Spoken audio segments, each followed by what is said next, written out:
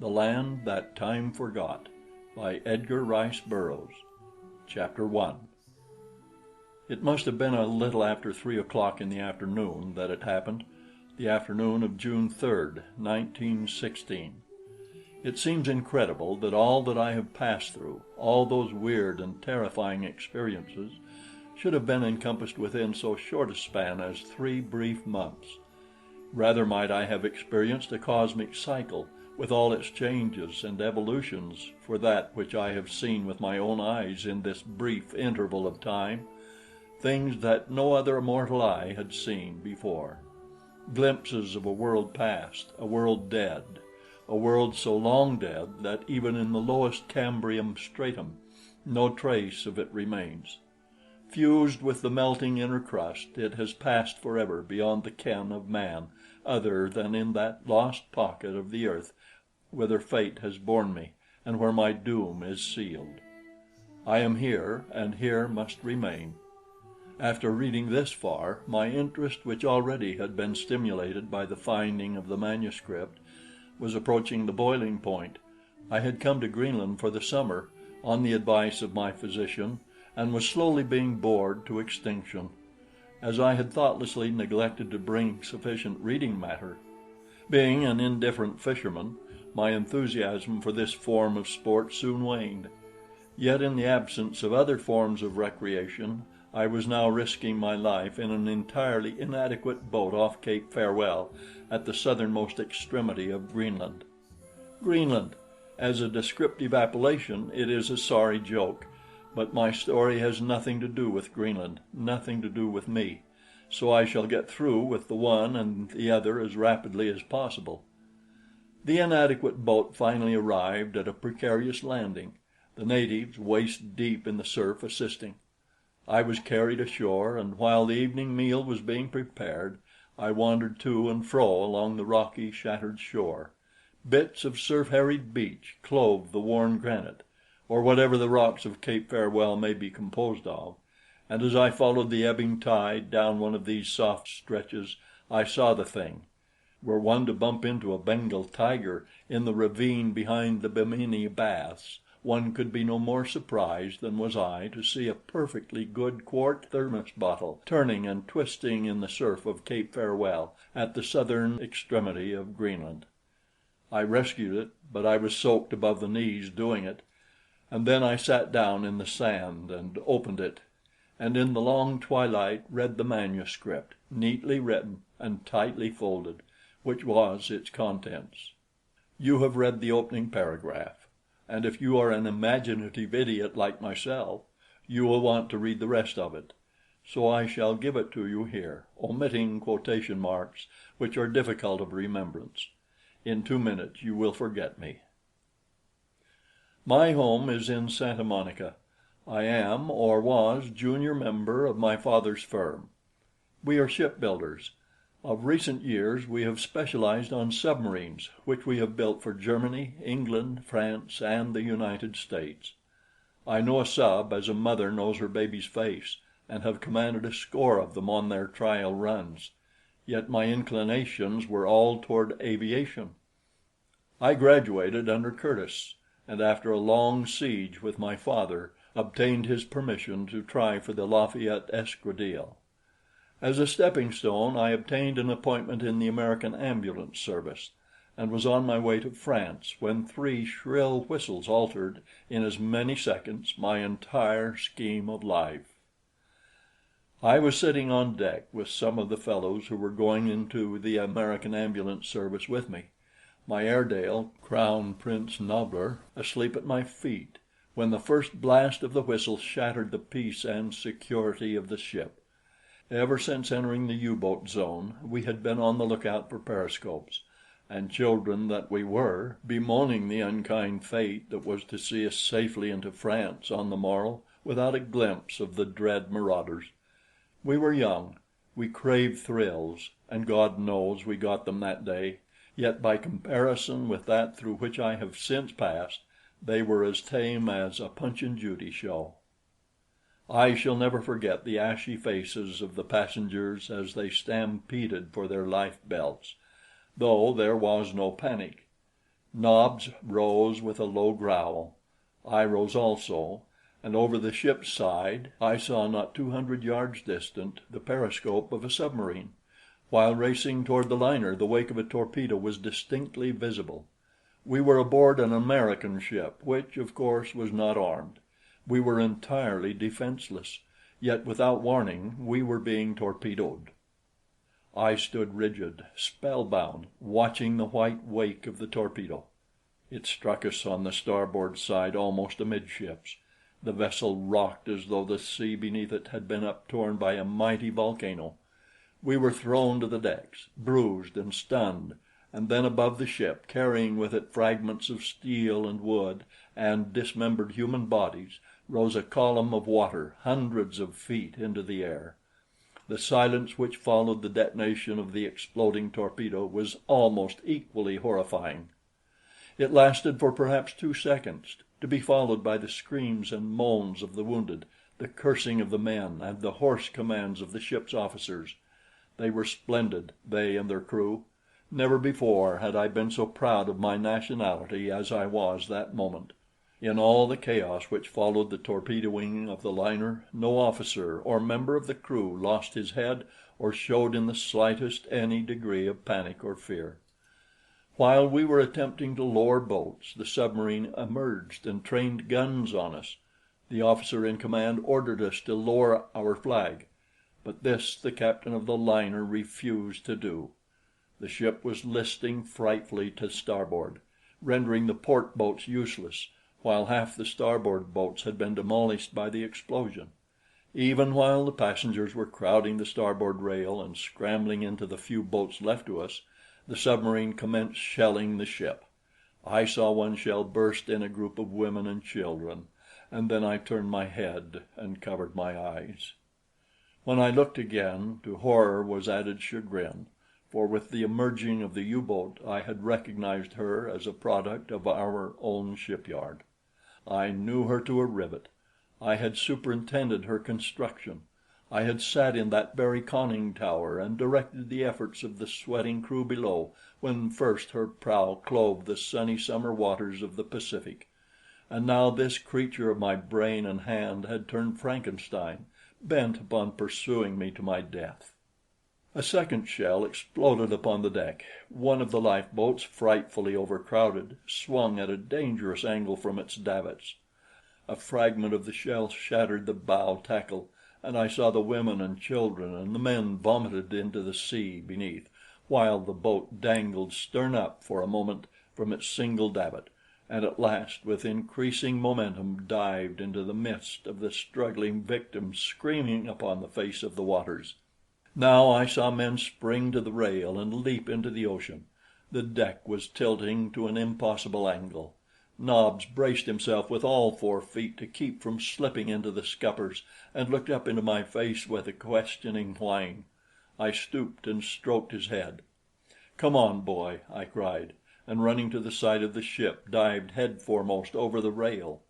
When I came up, the first thing I saw was Nobs swimming about in a bewildered sort of way a few yards from me. At sight of me his ears went flat and his lips parted in a characteristic grin. The submarine was withdrawing toward the north, but all the time it was shelling the open boats, 3 of them loaded to the gunwales with survivors.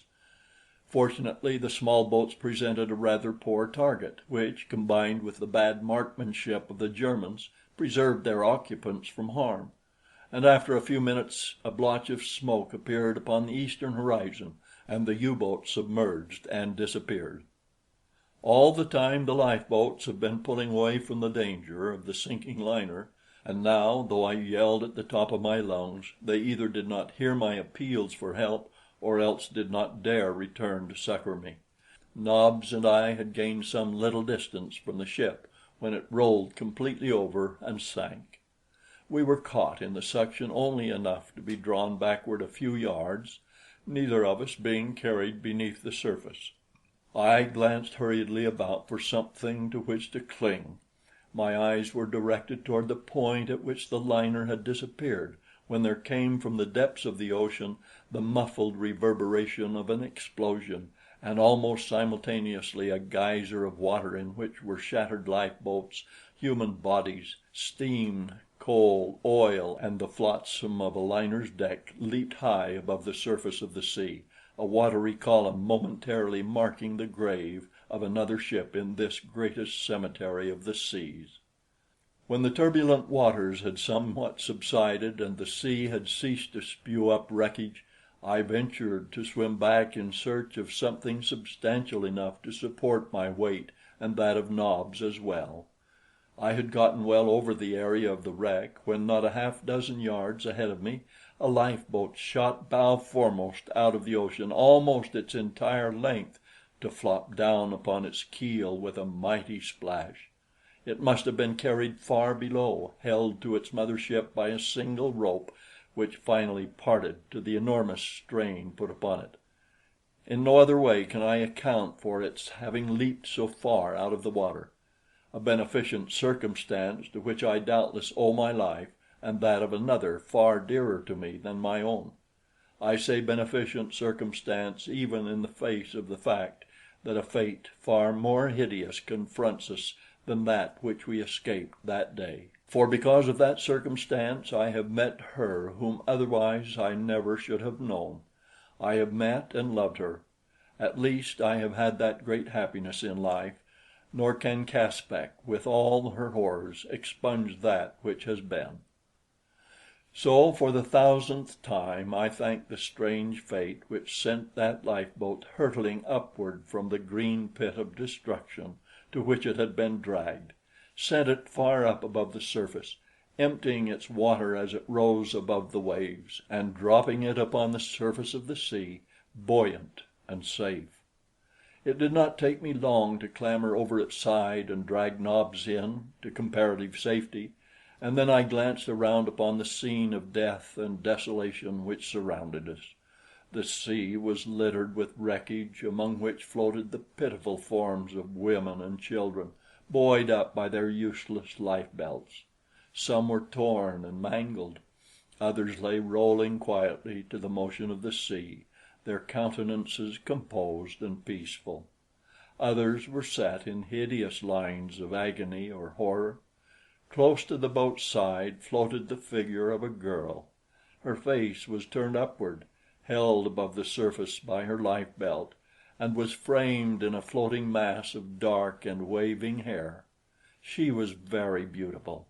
I had never looked upon such perfect features, such a divine molding which was at the same time human, intensely human.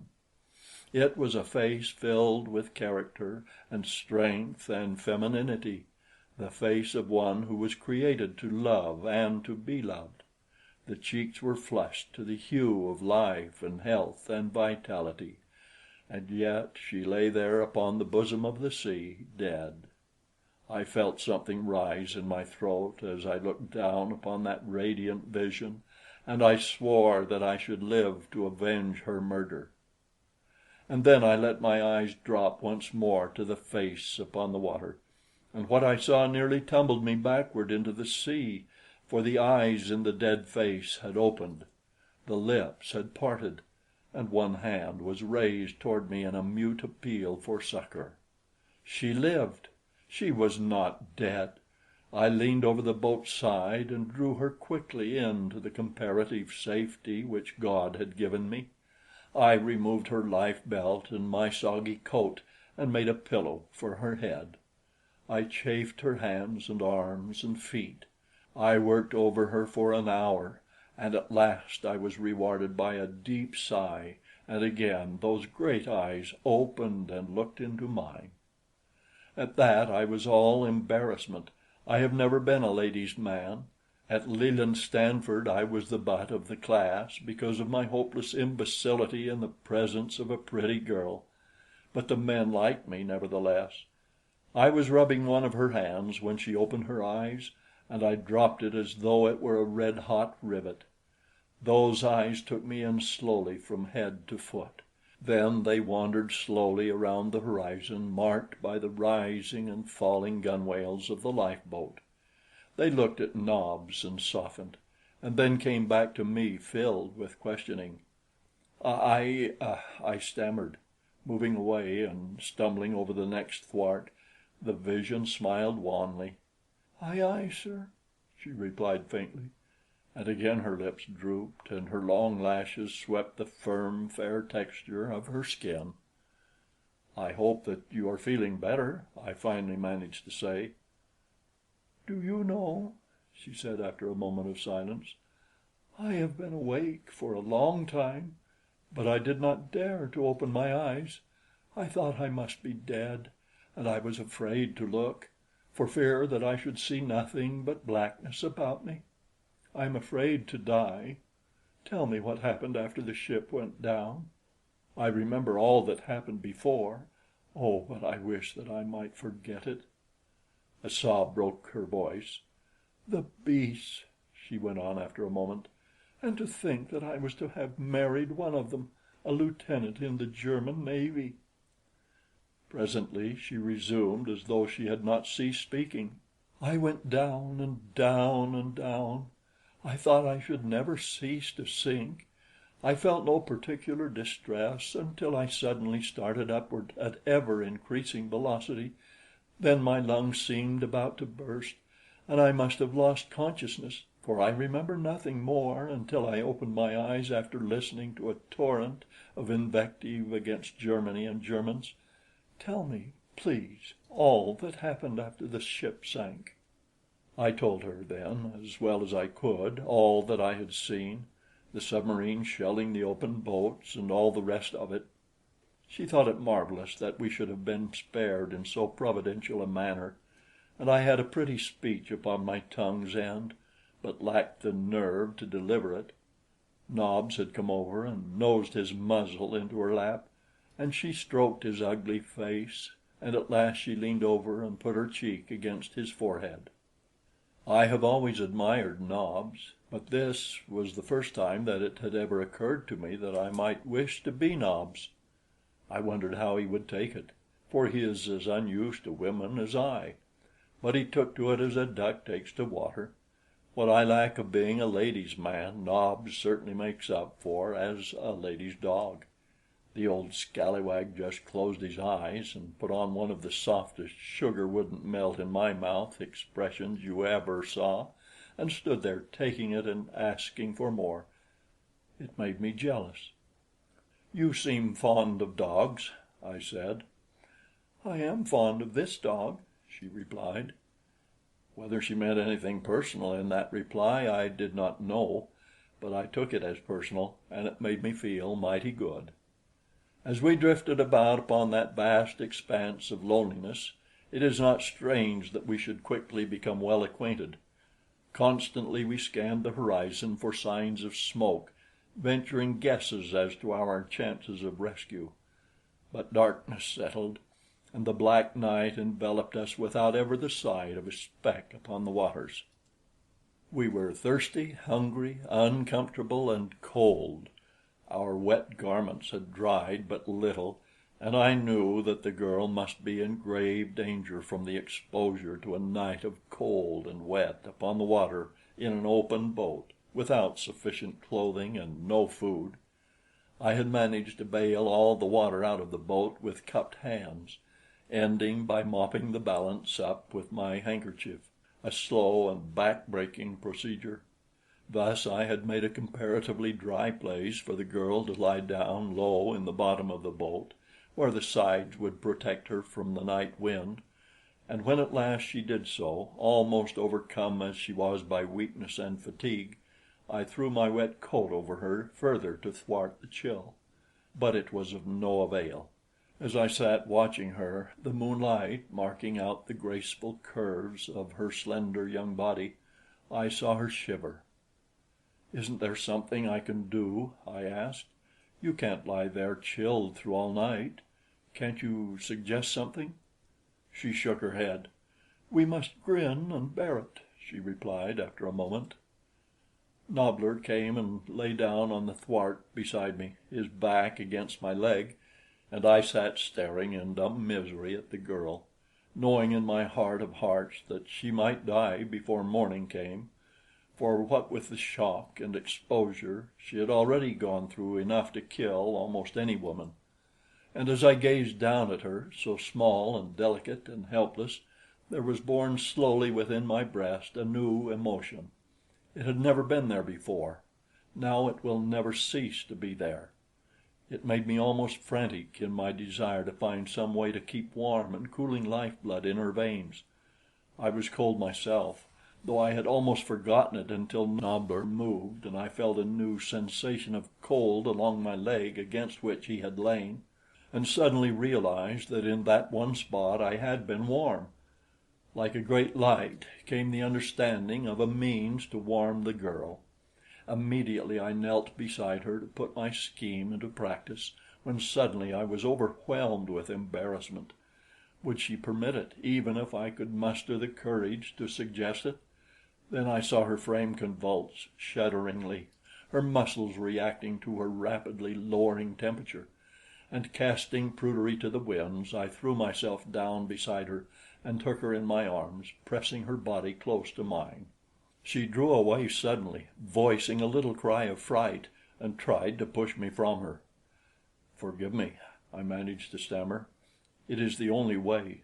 You will die of exposure if you are not warmed, and Nobs and I are the only means we can command for furnishing warmth." And I held her tightly while I called Nobs and bade him lie down at her back.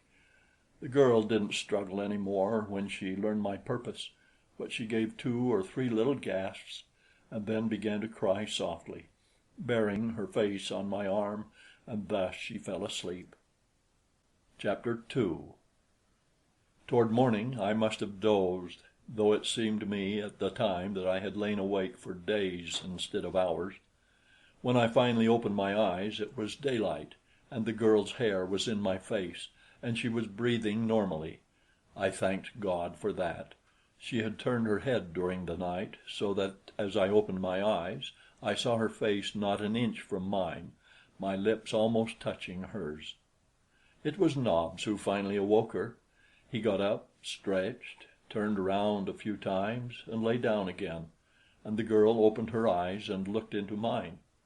Hers went very wide at first, and then slowly comprehension came to her, and she smiled. "You have been very good to me," she said, as I helped her to rise, though if the truth were known, I was more in need of assistance than she, the circulation all along my left side seeming to be paralyzed entirely. "You have been very good to me." And that was the only mention she ever made of it. Yet I know that she was thankful, and that only reserve prevented her from referring to what, to say the least, was an embarrassing situation, however unavoidable. Shortly after daylight we saw smoke apparently coming straight toward us, and after a time we made out the squat lines of a tug, one of those fearless exponents of England's supremacy of the sea that tows sailing ships into French and English ports. I stood up on a thwart and waved my soggy coat above my head. Nobs stood upon another and barked. The girl sat at my feet, straining her eyes toward the deck of the oncoming boat. "They see us," she said at last. "There is a man answering your signal." She was right. A lump came into my throat, for her sake rather than for mine. She was saved, and none too soon. She could not have lived through another night upon the Channel. She might not have lived through the coming day. The tug came close beside us, and a man on deck threw us a rope. Willing hands dragged us to the deck, Nobs scrambling nimbly aboard without assistance. The rough men were gentle as mothers with the girl. Plying us both with questions, they hustled her to the captain's cabin, and me to the boiler room. They told the girl to take off her wet clothes and throw them outside the door, that they might be dried, and then to slip into the captain's bunk and get warm. They didn't have to tell me to strip after I once got into the warmth of the boiler room. In a jiffy my clothes hung about where they might dry most quickly, and I myself was absorbing through every pore the welcome heat of the stifling compartment. They brought us hot soup and coffee, and then those who were not on duty sat around and helped me damn the Kaiser and his brood. As soon as our clothes were dry, they bade us don them, as the chances were always more than fair in those waters that we should run into trouble with the enemy, as I was only too well aware. What with the warmth and the feeling of safety for the girl, and the knowledge that a little rest and food would quickly overcome the effects of her experiences of the past dismal hours, I was feeling more content than I had experienced since those 3 whistle blasts had shattered the peace of my world the previous afternoon. But peace upon the Channel has been but a transitory thing since August 1914. It proved itself such that morning, for I had scarce gotten into my dry clothes and taken the girl's apparel to the captain's cabin, when an order was shouted down into the engine room for full speed ahead, and an instant later I heard the dull boom of a gun. In a moment I was up on deck to see an enemy submarine about 200 yards off our port bow. She had signaled us to stop, and our skipper had ignored the order. But now she had her gun trained on us, and the second shot grazed the cabin, warning the belligerent tug captain that it was time to obey. Once again an order went down to the engine room, and the tug reduced speed. The U-boat ceased firing and ordered the tug to come about and approach. Our momentum had carried us a little beyond the enemy craft, but we were turning now on the arc of a circle that would bring us alongside her. As I stood watching the maneuver and wondering what was to become of us, I felt something touch my elbow, and turned to see the girl standing at my side. She looked up into my face with a rueful expression. "They seem bent on our destruction," she said, "and it looks like the same boat that sunk us yesterday." "It is," I replied. "I know her well. I helped design her and took her out on her first run." The girl drew back from me with a little exclamation of surprise and disappointment. "I thought you were an American," she said. "I had no idea you were a—" "Nor am I," I replied. "Americans have been building submarines for all nations for many years.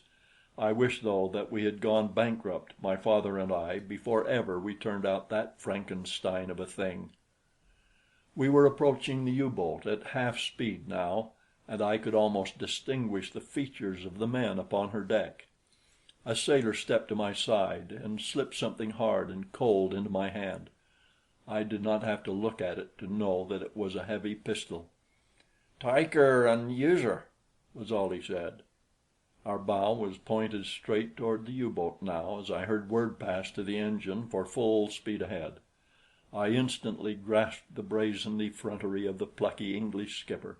He was going to ram 500 tons of U-boat in the face of her trained gun. I could scarce repress a cheer.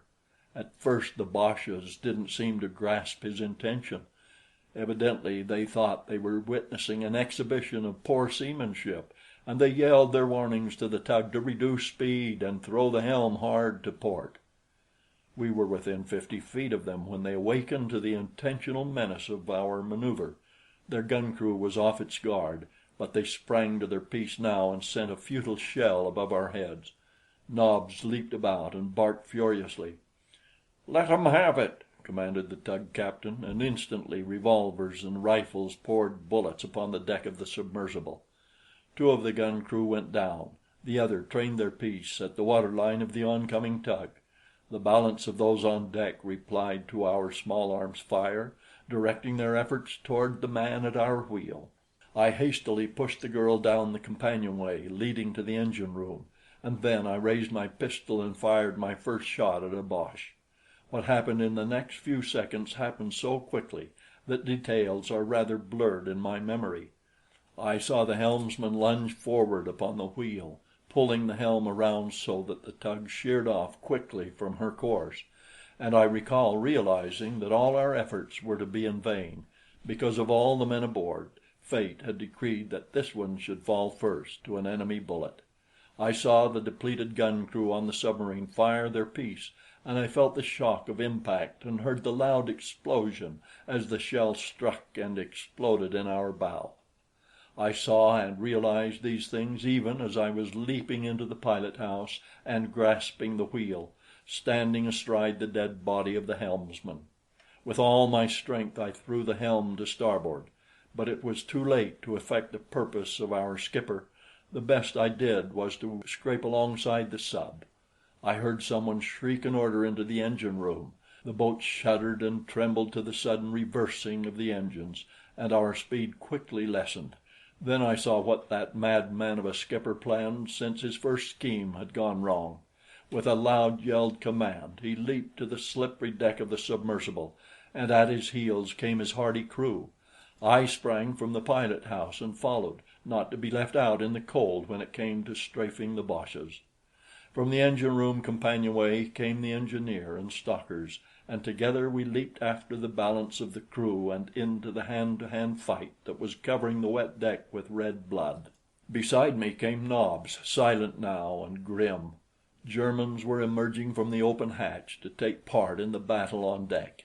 At first the pistols cracked amidst the cursing of the men and the loud commands of the commander and his junior, but presently we were too indiscriminately mixed to make it safe to use our firearms, and the battle resolved itself into a hand-to-hand struggle for possession of the deck. The sole aim of each of us was to hurl one of the opposing force into the sea. I shall never forget the hideous expression upon the face of the great Prussian with whom chance confronted me. He lowered his head and rushed at me, bellowing like a bull. With a quick side step and ducking low beneath his outstretched arms, I eluded him, and as he turned to come back at me, I landed a blow upon his chin, which sent him spinning toward the edge of the deck. I saw his wild endeavors to regain his equilibrium. I saw him reel drunkenly for an instant upon the brink of eternity, and then with a loud scream slip into the sea. At the same instant a pair of giant arms encircled me from behind and lifted me entirely off my feet. Kick and squirm as I would, I could neither turn toward my antagonist nor free myself from his maniacal grasp. Relentlessly he was rushing me toward the side of the vessel and death. There was none to stay him, for each of my companions was more than occupied by from 1 to 3 of the enemy. For an instant I was fearful for myself, and then I saw that which filled me with a far greater terror for another. My Boche was bearing me toward the side of the submarine against which the tug was still pounding. That I should be ground to death between the two was lost upon me as I saw the girl standing alone upon the tug's deck, as I saw the stern high in air and the bow rapidly settling for the final dive, as I saw death from which I could not save her clutching at the skirts of the woman I now knew all too well that I loved. I had perhaps the fraction of a second longer to live when I heard an angry growl behind us mingle with a cry of pain and rage from the giant who carried me. Instantly he went backward to the deck, and as he did so he threw his arms outwards to save himself, freeing me. I fell heavily upon him, but was upon my feet in the instant. As I arose, I cast a single glance at my opponent. Never again would he menace me or another, for Nob's great jaws had closed upon his throat. Then I sprang toward the edge of the deck closest to the girl upon the sinking tug. "Jump!" I cried. "Jump!" and I held out my arms to her. Instantly, as though with implicit confidence in my ability to save her, she leaped over the side of the tug onto the sloping, slippery side of the U-boat. I reached far over to seize her hand. At the same instant the tug pointed its stern straight toward the sky and plunged out of sight. My hand missed the girl's by a fraction of an inch, and I saw her slip into the sea. But scarce had she touched the water when I was in after her. The sinking tug drew us far below the surface, but I had seized her the moment I struck the water, and so we went down together, and together we came up, a few yards from the U-boat. The first thing I heard was Nobs barking furiously. Evidently he had missed me and was searching. A single glance at the vessel's deck assured me that the battle was over and that we had been victorious, for I saw our survivors holding a handful of the enemy at pistol points, while one by one the rest of the crew was coming out of the craft's interior and lining up on deck with the other prisoners. As I swam toward the submarine with the girl, Nob's persistent barking attracted the attention of some of the tug's crew, so that as soon as we reached the side there were hands to help us aboard. I asked the girl if she was hurt, but she assured me that she was none the worse for this second wetting, nor did she seem to suffer any from shock. I was to learn for myself that this slender and seemingly delicate creature possessed the heart and courage of a warrior. As we joined our own party, I found the tug's mate checking up our survivors. There were 10 of us left, not including the girl. Our brave skipper was missing, as were 8 others. There had been 19 of us in the attacking party, and we had accounted in one way and another during the battle for 16 Germans, and had taken 9 prisoners, including the commander. His lieutenant had been killed. "Not a bad day's work," said Bradley, the mate, when he had completed his roll. "Only losing the skipper," he added, "was the worst. He was a fine man, a fine man." Olson, who in spite of his name was Irish, and in spite of his not being Scotch had been the tug's engineer, was standing with Bradley and me. "Yes," he agreed, "it's a day's work we are after doin', but what are we goin' to be doin' with it now we got it?" "We'll run her into the nearest English port," said Bradley, "and then we'll all go ashore and get our V.C.'s," he concluded, laughing. "How are you going to run her?" queried Olson. "You can't trust these Dutchmen." Bradley scratched his head. "I guess you're right," he admitted, "and I don't know the first thing about a sub." "I do," I assured him. "I know more about this particular sub than the officer who commanded her." Both men looked at me in astonishment, and then I had to explain all over again as I had explained to the girl. Bradley and Olson were delighted. Immediately I was put in command, and the first thing I did was to go below with Olson and inspect the craft thoroughly for hidden boches and damaged machinery. There were no Germans below, and everything was intact and in shipshape working order. I then ordered all hands below except one man who was to act as lookout. Questioning the Germans, I found that all except the commander were willing to resume their posts and aid in bringing the vessel into an English port. I believe that they were relieved at the prospect of being detained at a comfortable English prison camp for the duration of the war, after the perils and privations through which they had passed. The officer, however, assured me that he would never be a party to the capture of his vessel. There was, therefore, nothing to do but put the man in irons. As we were preparing to put this decision into force, the girl descended from the deck. It was the first time that she or the German officer had seen each other's faces since we had boarded the U-boat. I was assisting the girl down the ladder and still retained a hold upon her arm, possibly after such support was no longer necessary, when she turned and looked squarely into the face of the German. Each voiced a sudden exclamation of surprise and dismay. "Lys!" he cried, and took a step toward her. The girl's eyes went wide and slowly filled with a great horror as she shrank back. Then her slender figure stiffened to the erectness of a soldier, and with chin in air and without a word she turned her back upon the officer. "Take him away," I directed the 2 men who guarded him, "and put him in irons."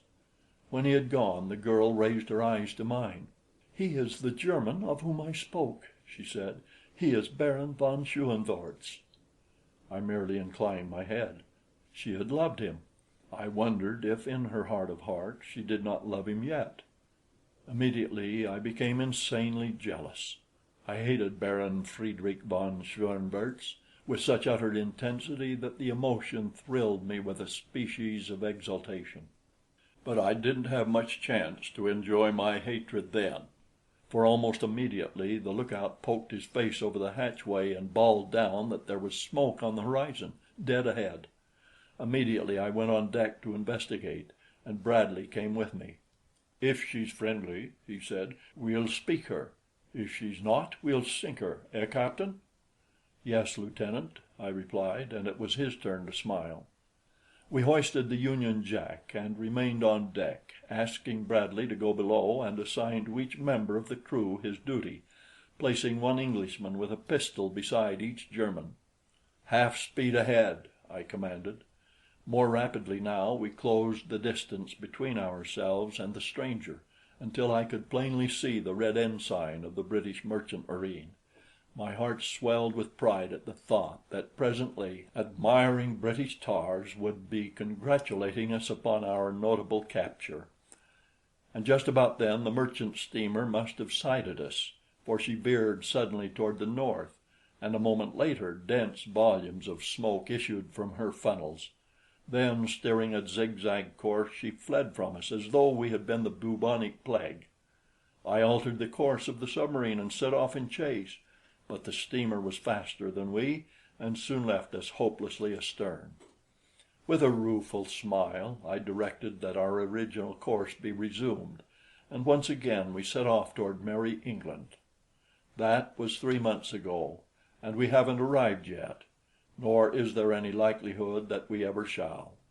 The steamer we had just sighted must have wirelessed a warning, for it wasn't half an hour before we saw more smoke on the horizon, and this time the vessel flew the white ensign of the Royal Navy and carried guns. She didn't veer to the north or anywhere else, but bore down on us rapidly. I was just preparing to signal her when a flame flashed from her bow, and an instant later the water in front of us was thrown high by the explosion of a shell. Bradley had come on deck and was standing beside me. "About one more of those and she'll have our range," he said. "She doesn't seem to take much stock in our Union Jack." A second shell passed over us, and then I gave the command to change our direction, at the same time directing Bradley to go below and give the order to submerge. I passed Nobs down to him, and following, saw to the closing and fastening of the hatch. It seemed to me that the diving tanks never had filled so slowly. We heard a loud explosion apparently directly above us. The craft trembled to the shock which threw us all to the deck. I expected momentarily to feel the deluge of inrushing water, but none came. Instead, we continued to submerge until the manometer registered 40 feet, and then I knew that we were safe. Safe? I almost smiled.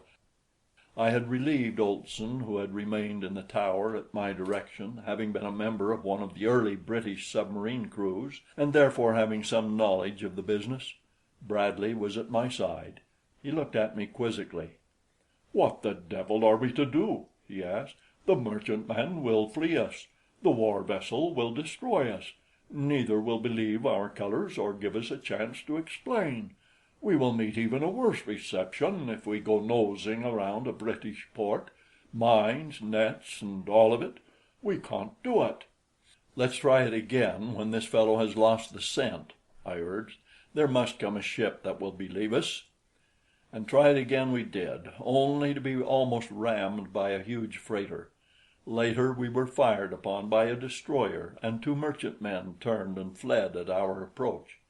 For 2 days we cruised up and down the channel, trying to tell someone who would listen that we were friends, but no one would listen. After our encounter with the first warship, I had given instructions that a wireless message be sent out explaining our predicament, but to my chagrin I discovered that both sending and receiving instruments had disappeared. "There is only one place you can go," von Schoenvorts sent word to me, "and that is Kiel. You can't land anywhere else in these waters. If you wish, I will take you there, and I can promise that you will be treated well." "There is another place we can go," I sent back my reply, "and we will before we'll go to Germany. That place is hell." Chapter 3. Those were anxious days, during which I had but little opportunity to associate with Lys. I had given her the commander's room, Bradley and I taking that of the deck officer, while Olson and 2 of our best men occupied the room ordinarily allotted to petty officers. I made Nobs bed down in Lys's room, for I knew she would feel less alone. Nothing of much moment occurred for a while after we left British waters behind us. We ran steadily along upon the surface, making good time. The first 2 boats we sighted made off as fast as they could go, and the third, a huge freighter, fired on us, forcing us to submerge. It was after this that our troubles commenced. One of the Diesel engines broke down in the morning, and while we were working on it, the forward port diving tank commenced to fill. I was on deck at the time and noted the gradual list. Guessing at once what was happening, I leaped for the hatch and slamming it closed above my head, dropped to the centrale. By this time the craft was going down by the head with a most unpleasant list to port, and I didn't wait to transmit orders to someone else, but ran as fast as I could for the valve that let the sea into the forward port diving tank. It was wide open. To close it and to have the pump started that would empty it were the work of but a minute, but we had had a close call. I knew that the valve had never opened itself. Someone had opened it, someone who was willing to die himself if he might at the same time encompass the death of all of us. After that I kept a guard pacing the length of the narrow craft. We worked upon the engine all that day and night and half the following day. Most of the time we drifted idly upon the surface, but toward noon we sighted smoke due west, and having found that only enemies inhabited the world for us, I ordered that the other engine be started so that we could move out of the path of the oncoming steamer. The moment the engine started to turn, however, there was a grinding sound of tortured steel, and when it had been stopped, we found that someone had placed a cold chisel in one of the gears. It was another 2 days before we were ready to limp along half repaired. The night before the repairs were completed, the sentry came to my room and awoke me. He was rather an intelligent fellow of the English middle class, in whom I had much confidence. "Well, Wilson," I asked, "what's the matter now?" He raised his finger to his lips and came closer to me. "I think I've found out who's doin' the mischief," he whispered, and nodded his head toward the girl's room. "I seen her sneakin' from the crew's room just now," he went on. "She'd been in gassin' with the boche commander. Benson seen her in there last night, too, but he never said nothin' till I goes on watch tonight. Benson's sorter slow in the head, and he never puts 2 and 2 together till someone else has made 4 of it." If the man had come in and struck me suddenly in the face, I could have been no more surprised. "Say nothing of this to anyone," I ordered. "Keep your eyes and ears open, and report every suspicious thing you see or hear."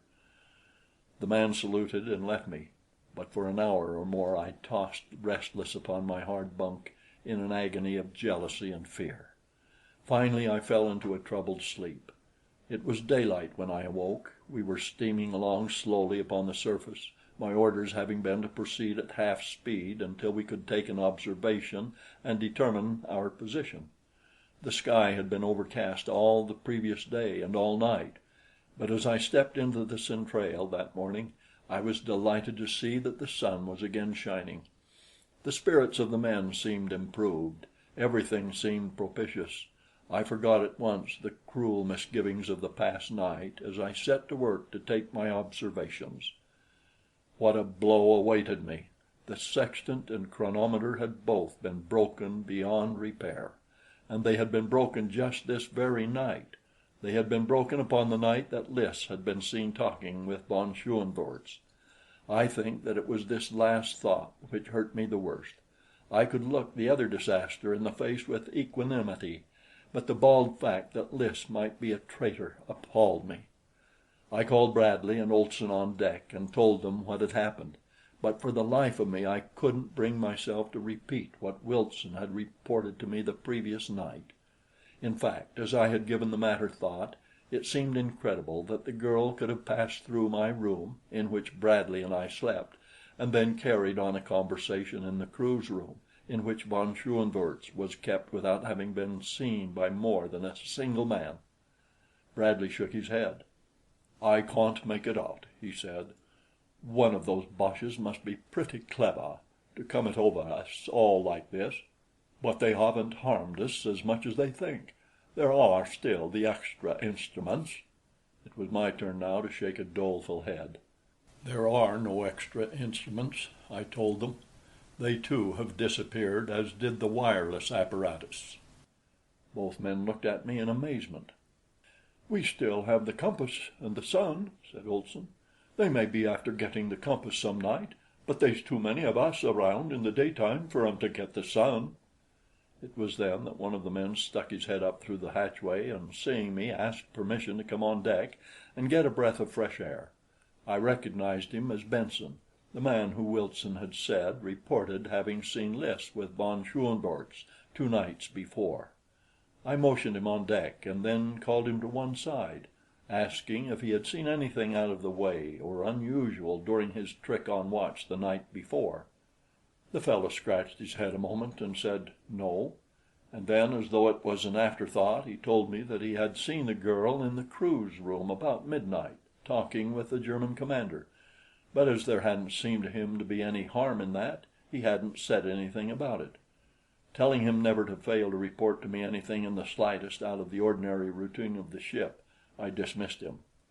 Several of the other men now asked permission to come on deck, and soon all but those actually engaged in some necessary duty were standing around smoking and talking, all in the best of spirits. I took advantage of the absence of the men upon the deck to go below for my breakfast, which the cook was already preparing upon the electric stove. Lys, followed by Nobs, appeared as I entered the centrale. She met me with a pleasant "Good morning," which I am afraid I replied to in a tone that was rather constrained and surly. "Will you breakfast with me?" I suddenly asked the girl, determined to commence a probe of my own along the lines which duty demanded. She nodded a sweet acceptance of my invitation, and together we sat down at the little table of the officers' mess. "You slept well last night?" I asked. "All night," she replied. "I am a splendid sleeper." Her manner was so straightforward and honest that I could not bring myself to believe in her duplicity. Yet, thinking to surprise her into a betrayal of her guilt, I blurted out, "The chronometer and sextant were both destroyed last night. There is a traitor among us." But she never turned a hair by way of evidencing guilty knowledge of the catastrophe. "Who could it have been?" she cried. "The Germans would be crazy to do it, for their lives are as much at stake as ours." "Men are often glad to die for an ideal of patriotism, perhaps," I replied. "And a willingness to martyr themselves includes a willingness to sacrifice others, even those who love them. Women are much the same, except that they will go even further than most men. They will sacrifice everything, even honor, for love." I watched her face carefully as I spoke, and I thought that I detected a very faint flush mounting her cheek. Seeing an opening and an advantage, I sought to follow it up. "Take von Schoenvorts, for instance," I continued. "He would doubtless be glad to die and take us all with him, could he prevent in no other way the falling of his vessel into enemy hands.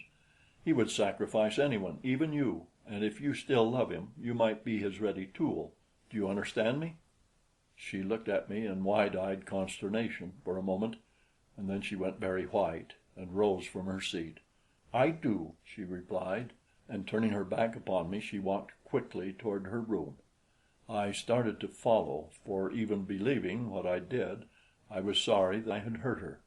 I reached the door to the crew's room just behind her, and in time to see von Schoenvorts lean forward and whisper something to her as she passed. But she must have guessed that she might be watched, for she passed on. That afternoon it clouded over. The wind mounted to a gale, and the sea rose until the craft was wallowing and rolling frightfully. Nearly everyone aboard was sick. The air became foul and oppressive. For 24 hours I did not leave my post in the conning tower, as both Olson and Bradley were sick. Finally I found that I must get a little rest, and so I looked about for someone to relieve me. Benson volunteered.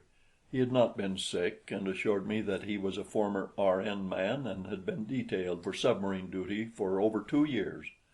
I was glad that it was he, for I had considerable confidence in his loyalty, and so it was with a feeling of security that I went below and lay down. I slept 12 hours straight, and when I awoke and discovered what I had done, I lost no time in getting to the conning tower. There sat Benson as wide awake as could be, and the compass showed that we were heading straight into the west. The storm was still raging, nor did it abate its fury until the 4th day. We were all pretty well done up, and looked forward to the time when we could go on deck and fill our lungs with fresh air.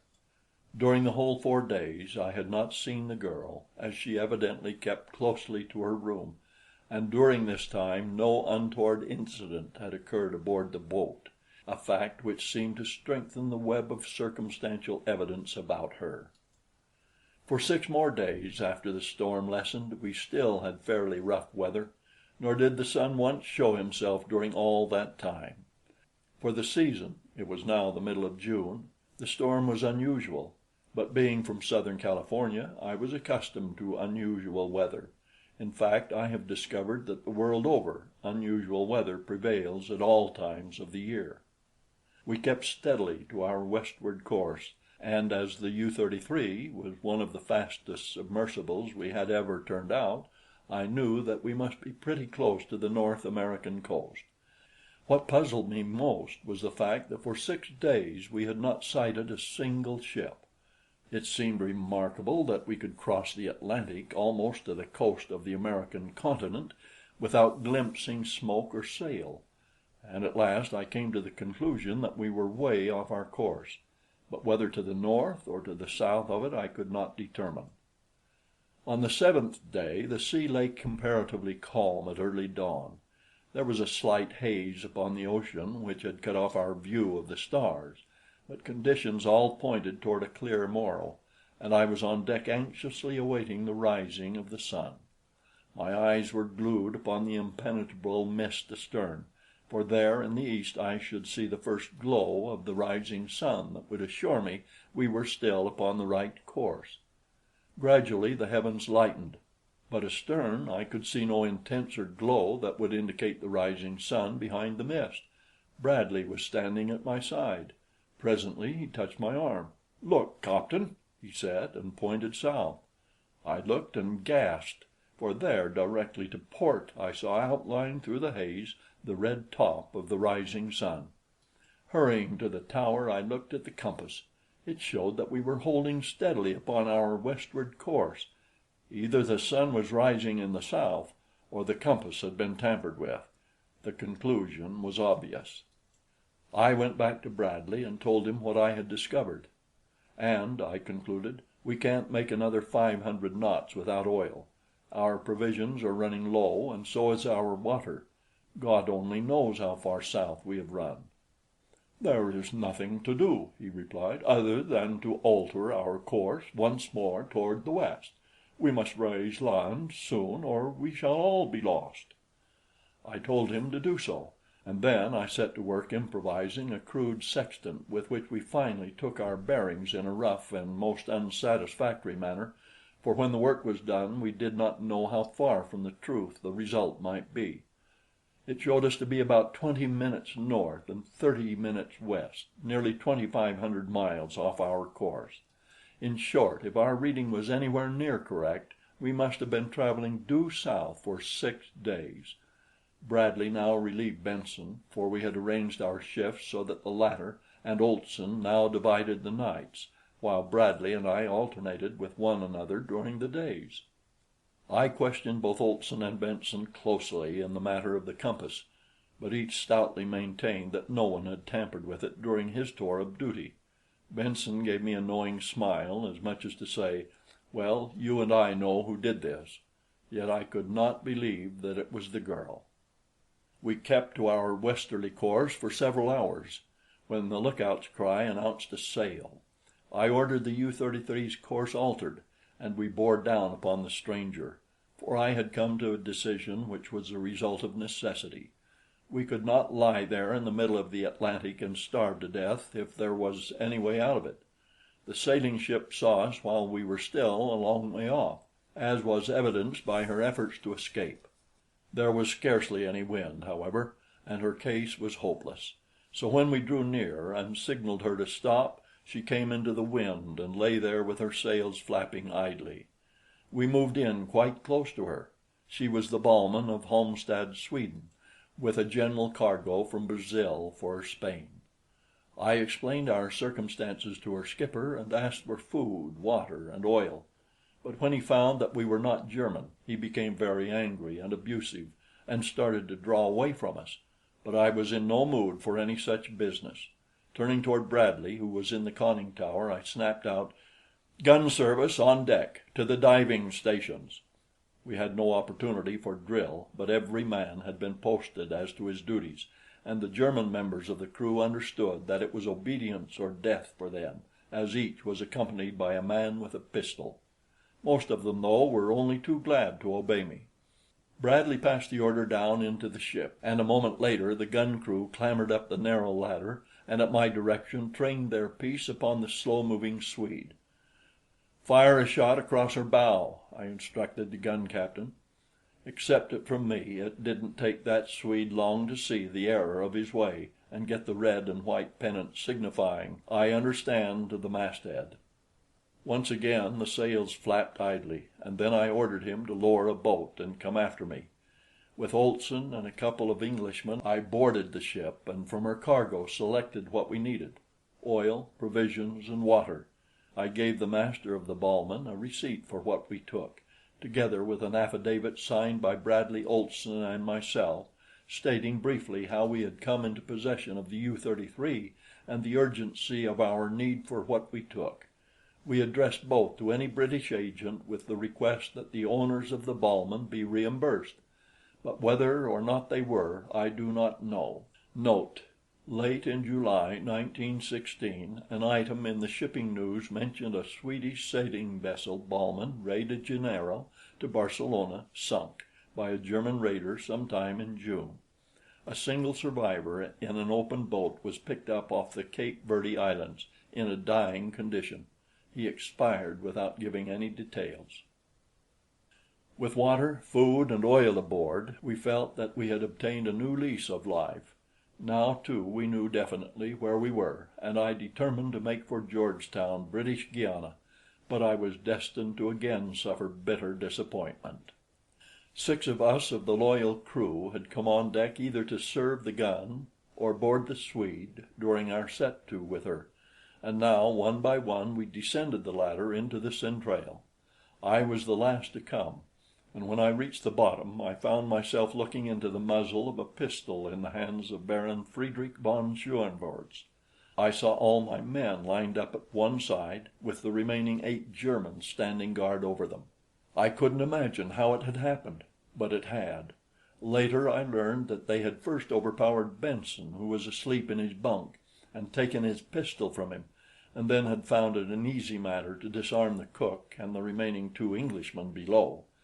After that it had been comparatively simple to stand at the foot of the ladder and arrest each individual as he descended. The first thing von Schoenvorts did was to send for me and announce that as a pirate I was to be shot early the next morning. Then he explained that the U-33 would cruise in these waters for a time, sinking neutral and enemy shipping indiscriminately, and looking for one of the German raiders that was supposed to be in these parts. He didn't shoot me the next morning as he had promised, and it has never been clear to me why he postponed the execution of my sentence. Instead, he kept me ironed just as he had been.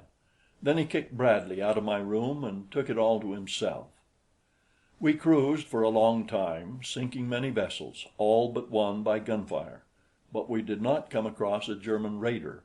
I was surprised to note that von Schoenvorts often permitted Benson to take command, but I reconciled this by the fact that Benson appeared to know more of the duties of a submarine commander than did any of the stupid Germans. Once or twice Lys passed me, but for the most part she kept to her room.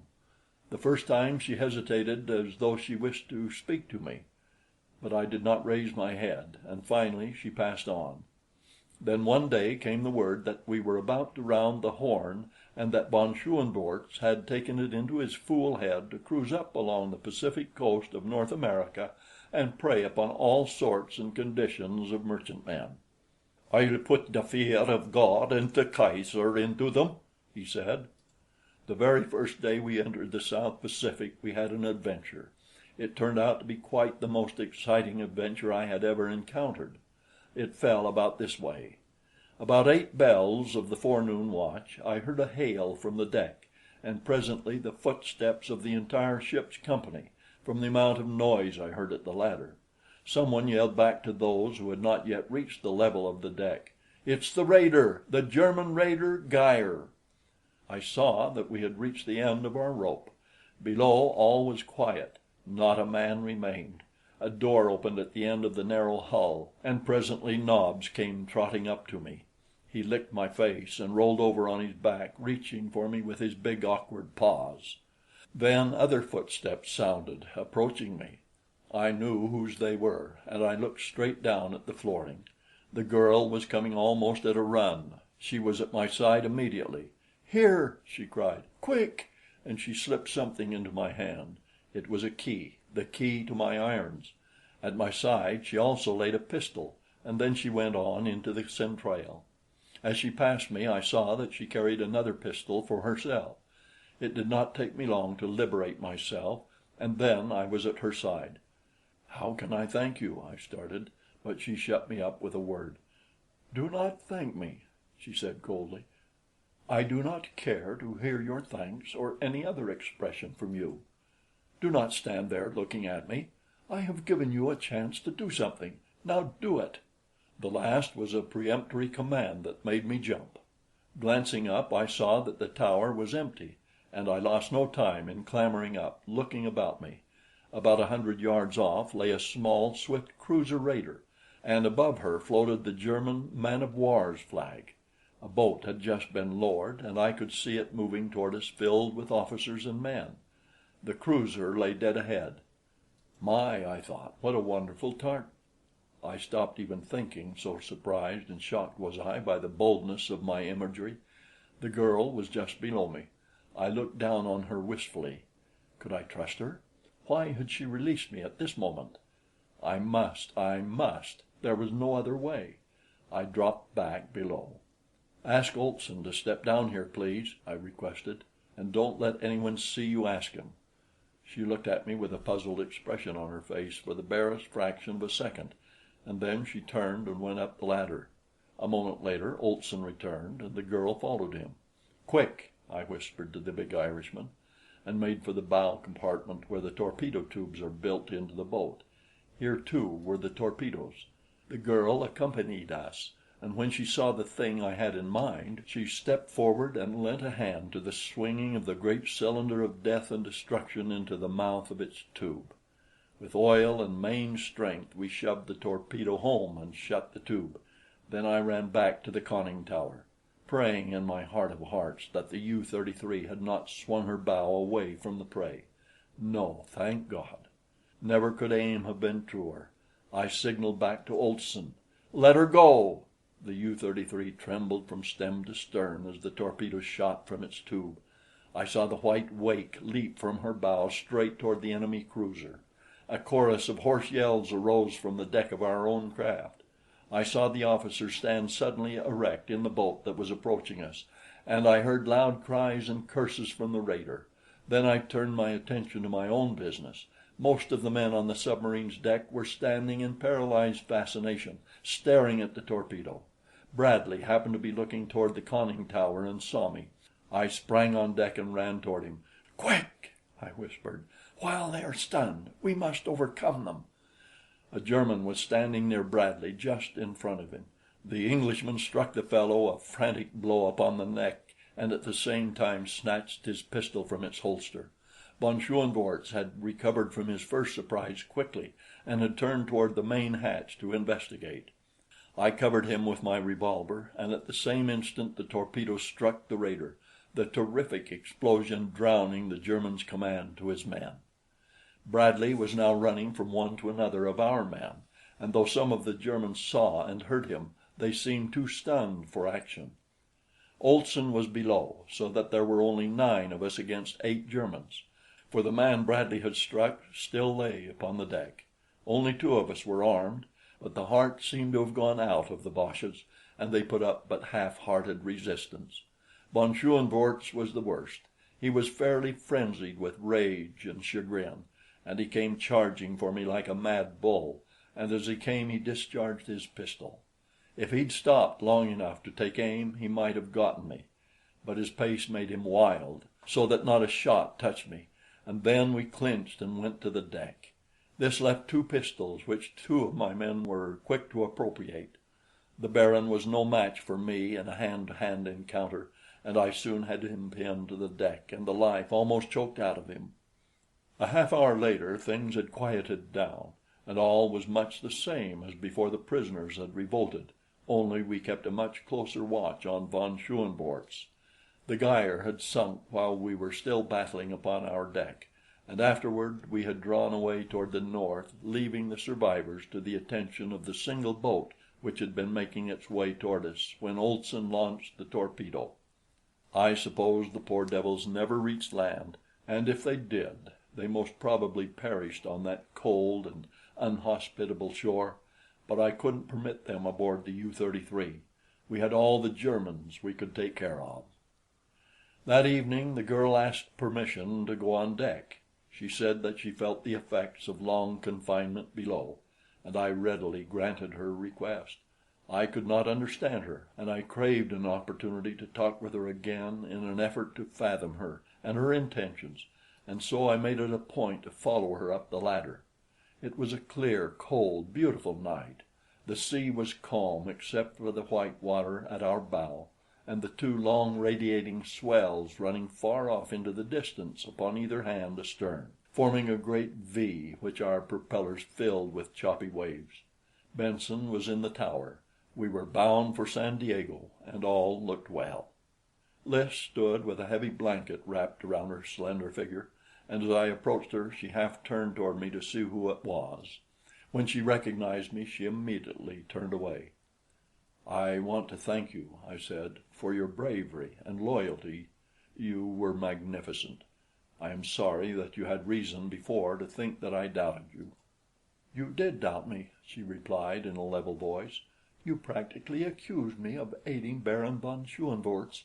I can never forgive you." There was a great deal of finality in both her words and tone.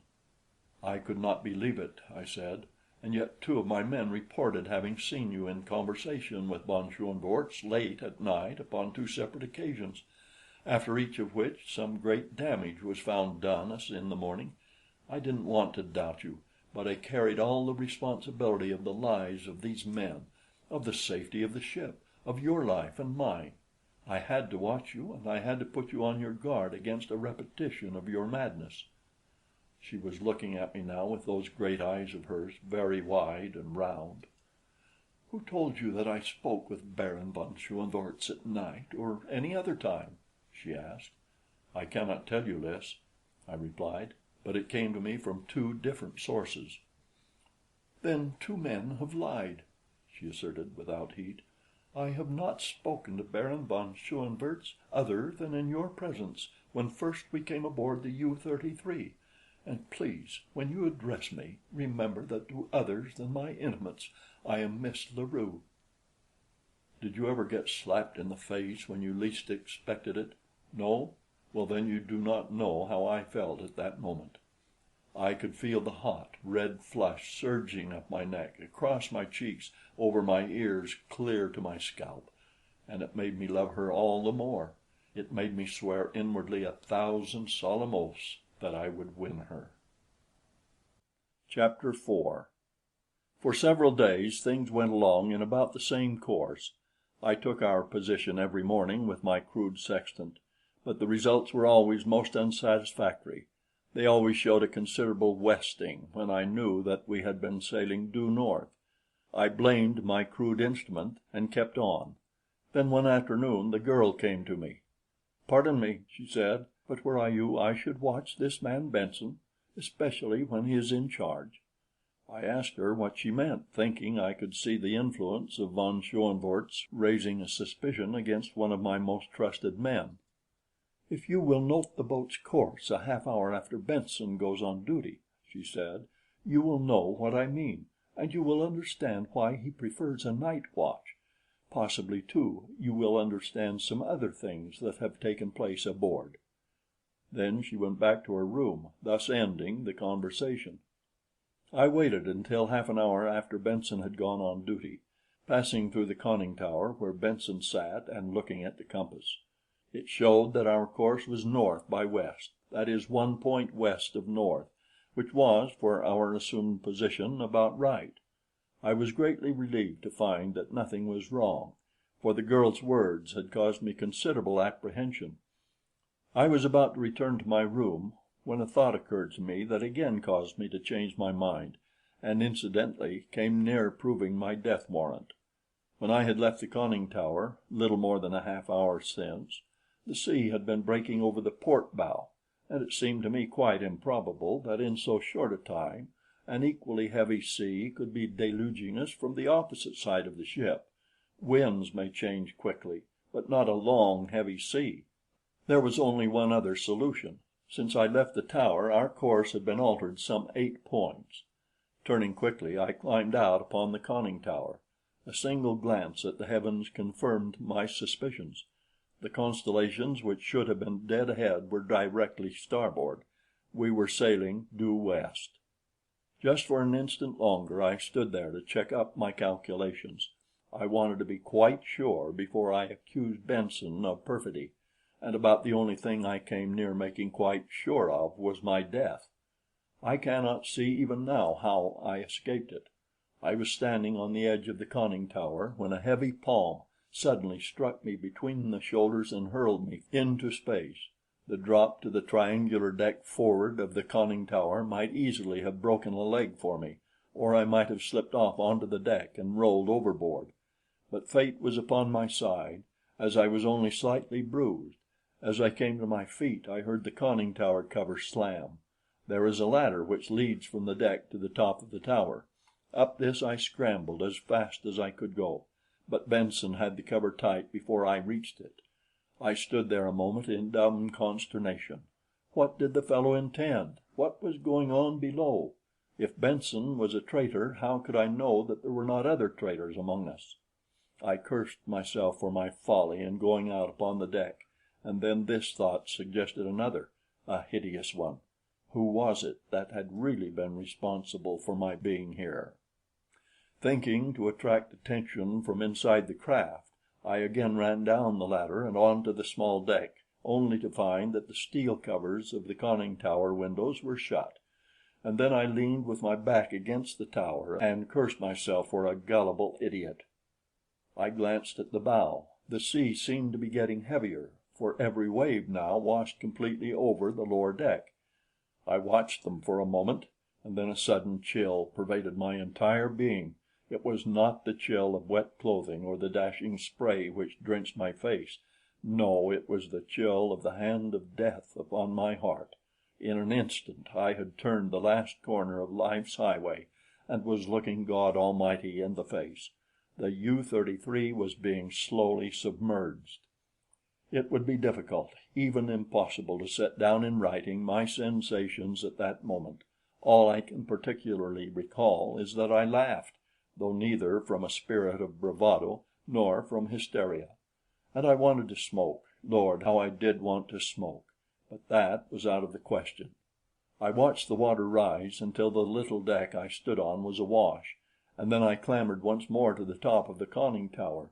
From the very slow submergence of the boat, I knew that Benson was doing the entire trick alone, that he was merely permitting the diving tanks to fill, and that the diving rudders were not in use. The throbbing of the engine ceased, and in its stead came the steady vibration of the electric motors. The water was halfway up the conning tower. I had perhaps 5 minutes longer on the deck. I tried to decide what I should do after I was washed away.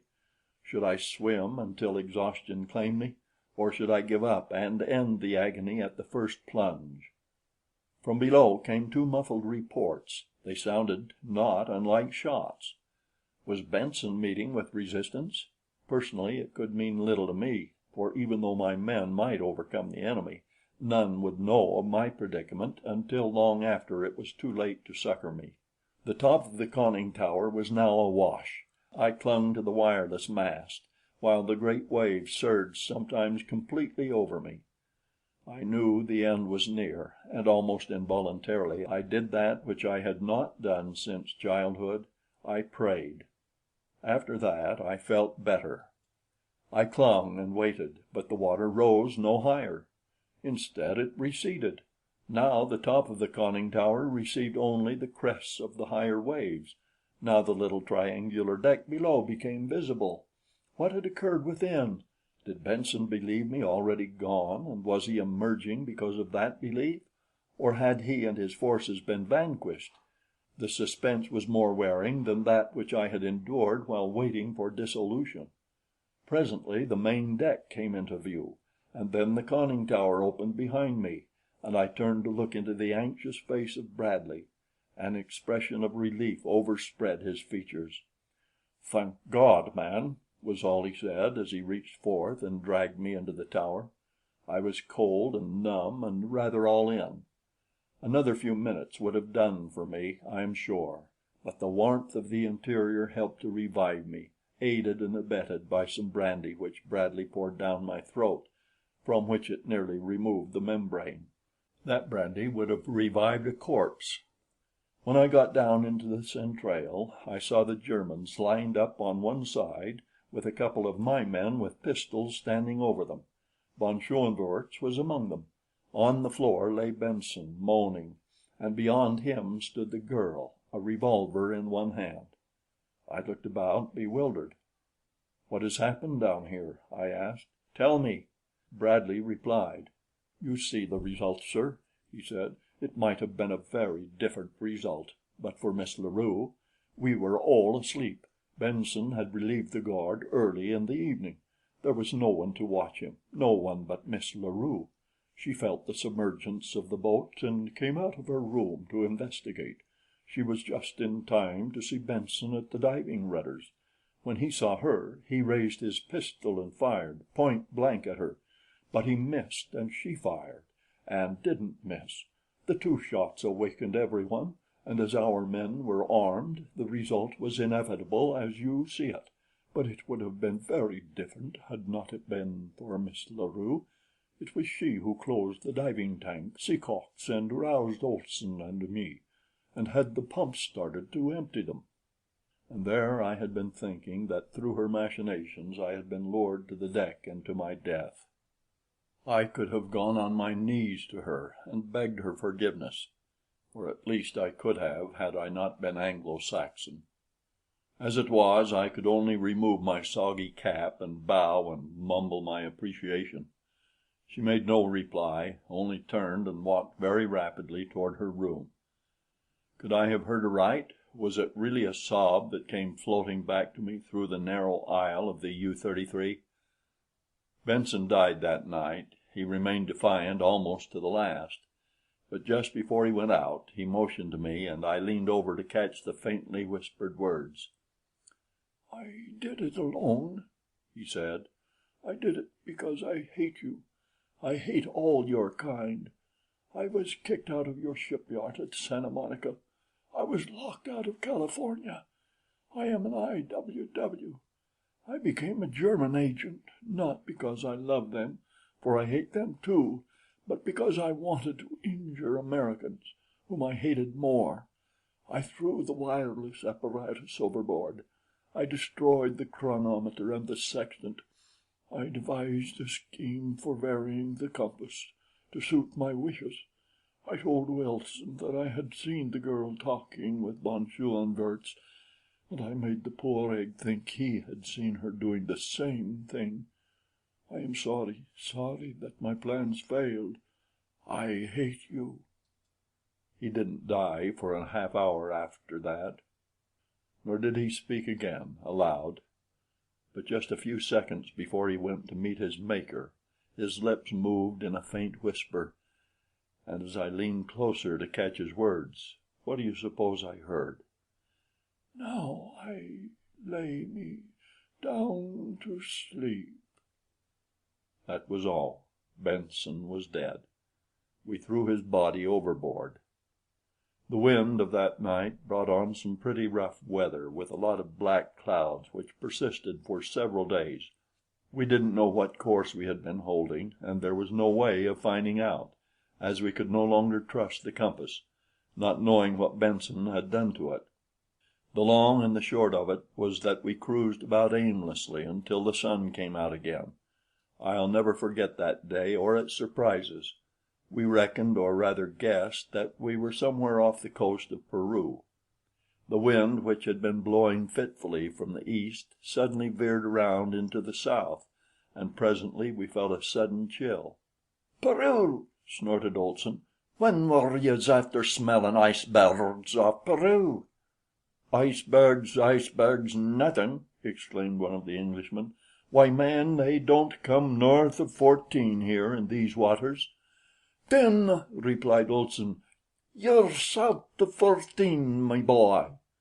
We thought he was crazy, but he wasn't, for that afternoon we sighted a great berg south of us, and we'd been running north, we thought, for days. I can tell you we were a discouraged lot. But we got a faint thrill of hope early the next morning when the lookout bawled down the open hatch, "Land! Land northwest by west!" I think we were all sick for the sight of land. I know that I was. But my interest was quickly dissipated by the sudden illness of three of the Germans. Almost simultaneously they commenced vomiting. They couldn't suggest any explanation for it. I asked them what they had eaten, and found they had eaten nothing other than the food cooked for all of us. "Have you drunk anything?" I asked, for I knew that there was liquor aboard and medicines in the same locker. "Only water," moaned one of them. "We all drank water together. This morning we opened a new tank. Maybe it was the water." I started an investigation which revealed a terrifying condition. Someone, probably Benson, had poisoned all the running water on the ship. It would have been worse, though, had land not been in sight. The sight of land filled us with renewed hope. Our course had been altered, and we were rapidly approaching what appeared to be a precipitous headland. Cliffs, seemingly rising perpendicularly out of the sea, faded away into the mist upon either hand as we approached. The land before us might have been a continent, so mighty appeared the shoreline, yet we knew that we must be thousands of miles from the nearest western land mass, New Zealand or Australia. We took our bearings with our crude and inaccurate instruments. We searched the chart. We cudgeled our brains, and at last it was Bradley who suggested a solution. He was in the tower and watching the compass, to which he called my attention. The needle was pointing straight toward the land. Bradley swung the helm hard to starboard. I could feel the U-33 respond, and yet the arrow still clung straight and sure toward the distant cliffs. "What do you make of it?" I asked him. "Did you ever hear of Caproni?" he asked. "An early Italian navigator?" I returned. "Yes. He followed Cook about 1721. He is scarcely mentioned even by contemporaneous historians, probably because he got into political difficulties on his return to Italy. It was the fashion to scoff at his claims, but I recall reading one of his works, his only one, I believe, in which he described a new continent in the South Seas, a continent made up of some strange metal which attracted the compass, a rock-bound, inhospitable coast without beach or harbor, which extended for hundreds of miles. He could make no landing, nor in the several days he cruised about it did he see signs of life. He called it Caprona and sailed away. I believe, sir, that we are looking upon the coast of Caprona, uncharted and forgotten for 200 years." "If you're right, it might account for much of the deviation of the compass during the past 2 days," I suggested. "Caprona has been luring us upon her deadly rocks. Well, we'll accept her challenge. We'll land upon Caprona. Along that long front there must be a vulnerable spot. We will find it, Bradley, for we must find it. We must find water on Caprona, or we must die." And so we approached the coast upon which no living eyes had ever rested. Straight from the ocean's depths rose towering cliffs, shot with brown and blues and greens, withered moss and lichen, and the verdigris of copper, and everywhere the rusty ochre of iron pyrites. The cliff tops, though ragged, were of such uniform height as to suggest the boundaries of a great plateau, and now and again we caught glimpses of verdure topping the rocky escarpment, as though bush or jungle land had pushed outward from a lush vegetation farther inland to signal to an unseeing world that Caprona lived and joyed in life beyond her austere and repellent coast. but metaphor, however poetic, never slaked a dry throat. To enjoy Caprona's romantic suggestions we must have water, and so we came in close, always sounding, and skirted the shore. As close in as we dared cruise, we found fathomless depths and always the same undented coastline of bald cliffs. As darkness threatened, we drew away and lay well off the coast all night. We had not as yet really commenced to suffer for lack of water, but I knew that it would not be long before we did, and so at the first streak of dawn I moved in again and once more took up the hopeless survey of the forbidding coast. Toward noon we discovered a beach, the first we had seen. It was a narrow strip of sand at the base of a part of the cliff that seemed lower than any we had before scanned. At its foot, half buried in the sand, lay great boulders, mute evidence that in a bygone age some mighty natural force had crumpled Caprona's barrier at this point. It was Bradley who first called our attention to a strange object lying among the boulders above the surf. "Looks like a man," he said, and passed his glasses to me. I looked long and carefully, and could have sworn that the thing I saw was the sprawled figure of a human being. Miss La Rue was on deck with us. I turned and asked her to go below. Without a word she did as I bade. Then I stripped, and as I did so Nobs looked questioningly at me. He had been wont at home to enter the surf with me, and evidently he had not forgotten it. "What are you going to do, sir?" asked Olson. "I'm going to see what that thing is on shore," I replied. "If it's a man, it may mean that Caprona is inhabited, or it may merely mean that some poor devils were shipwrecked here. I ought to be able to tell from the clothing, which is more near the truth." "How about sharks?" questioned Olson. "Surely you ought to carry a knife." "Here you are, sir," cried one of the men. It was a long, slim blade he offered, one that I could carry between my teeth, and so I accepted it gladly. "Keep close in," I directed Bradley, and then I dived over the side and struck out for the narrow beach. There was another splash directly behind me, and turning my head, I saw faithful old Nobs swimming valiantly in my wake. The surf was not heavy, and there was no undertow, so we made shore easily, effecting an equally easy landing. The beach was composed largely of small stones worn smooth by the action of water. There was little sand, though from the deck of the U-33 the beach had appeared to be all sand, and I saw no evidences of mollusca or crustacea such as are common to all beaches I have previously seen. I attribute this to the fact of the smallness of the beach, the enormous depth of surrounding water, and the great distance at which Caprona lies from her nearest neighbor. As Nobs and I approached the recumbent figure farther up the beach, I was apprised by my nose that whether or not the thing had once been organic and alive, but that for some time it had been dead. Nobs halted, sniffed, and growled. A little later he sat down upon his haunches, raised his muzzle to the heavens, and bayed forth a most dismal howl. I shied a small stone at him, and bade him shut up. His uncanny noise made me nervous. When I had come quite close to the thing, I still could not say whether it had been man or beast. The carcass was badly swollen, and partly decomposed. There was no sign of clothing upon or about it. A fine brownish hair covered the chest and abdomen, and the face, the palms of the hands, the feet, the shoulders and back were practically hairless. The creature must have been about the height of a fair-sized man. Its features were similar to those of a man, yet had it been a man? I could not say, for it resembled an ape no more than it did a man. Its large toes protruded laterally, as do those of the semi-arboreal peoples of Borneo, the Philippines, and other remote regions where low types still persist. The countenance might have been that of a cross between Pithecanthropus, the Java ape-man, and a daughter of the Piltdown race of prehistoric Sussex. A wooden cudgel lay beside the corpse. Now this fact set me thinking. There was no wood of any description in sight. There was nothing about the beach to suggest a wrecked mariner. There was absolutely nothing about the body to suggest that it might possibly in life have known a maritime experience. It was the body of a low type of man or a high type of beast. In neither instance would it have been of a seafaring race. Therefore I deduced that it was native to Caprona, that it lived inland, and that it had fallen or been hurled from the cliffs above. Such being the case, Caprona was inhabitable, if not inhabited by man.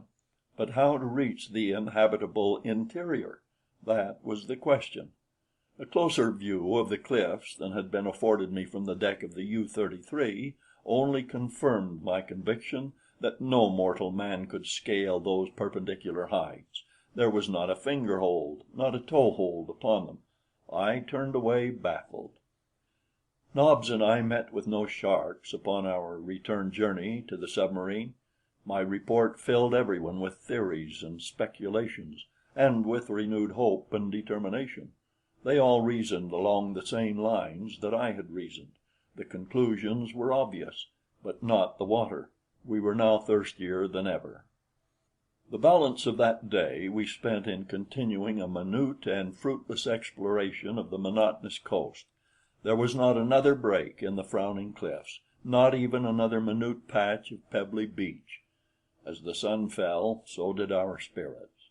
I had tried to make advances to the girl again, but she would have none of me, and so I was not only thirsty but otherwise sad and downhearted. I was glad when the new day broke the hideous spell of a sleepless night.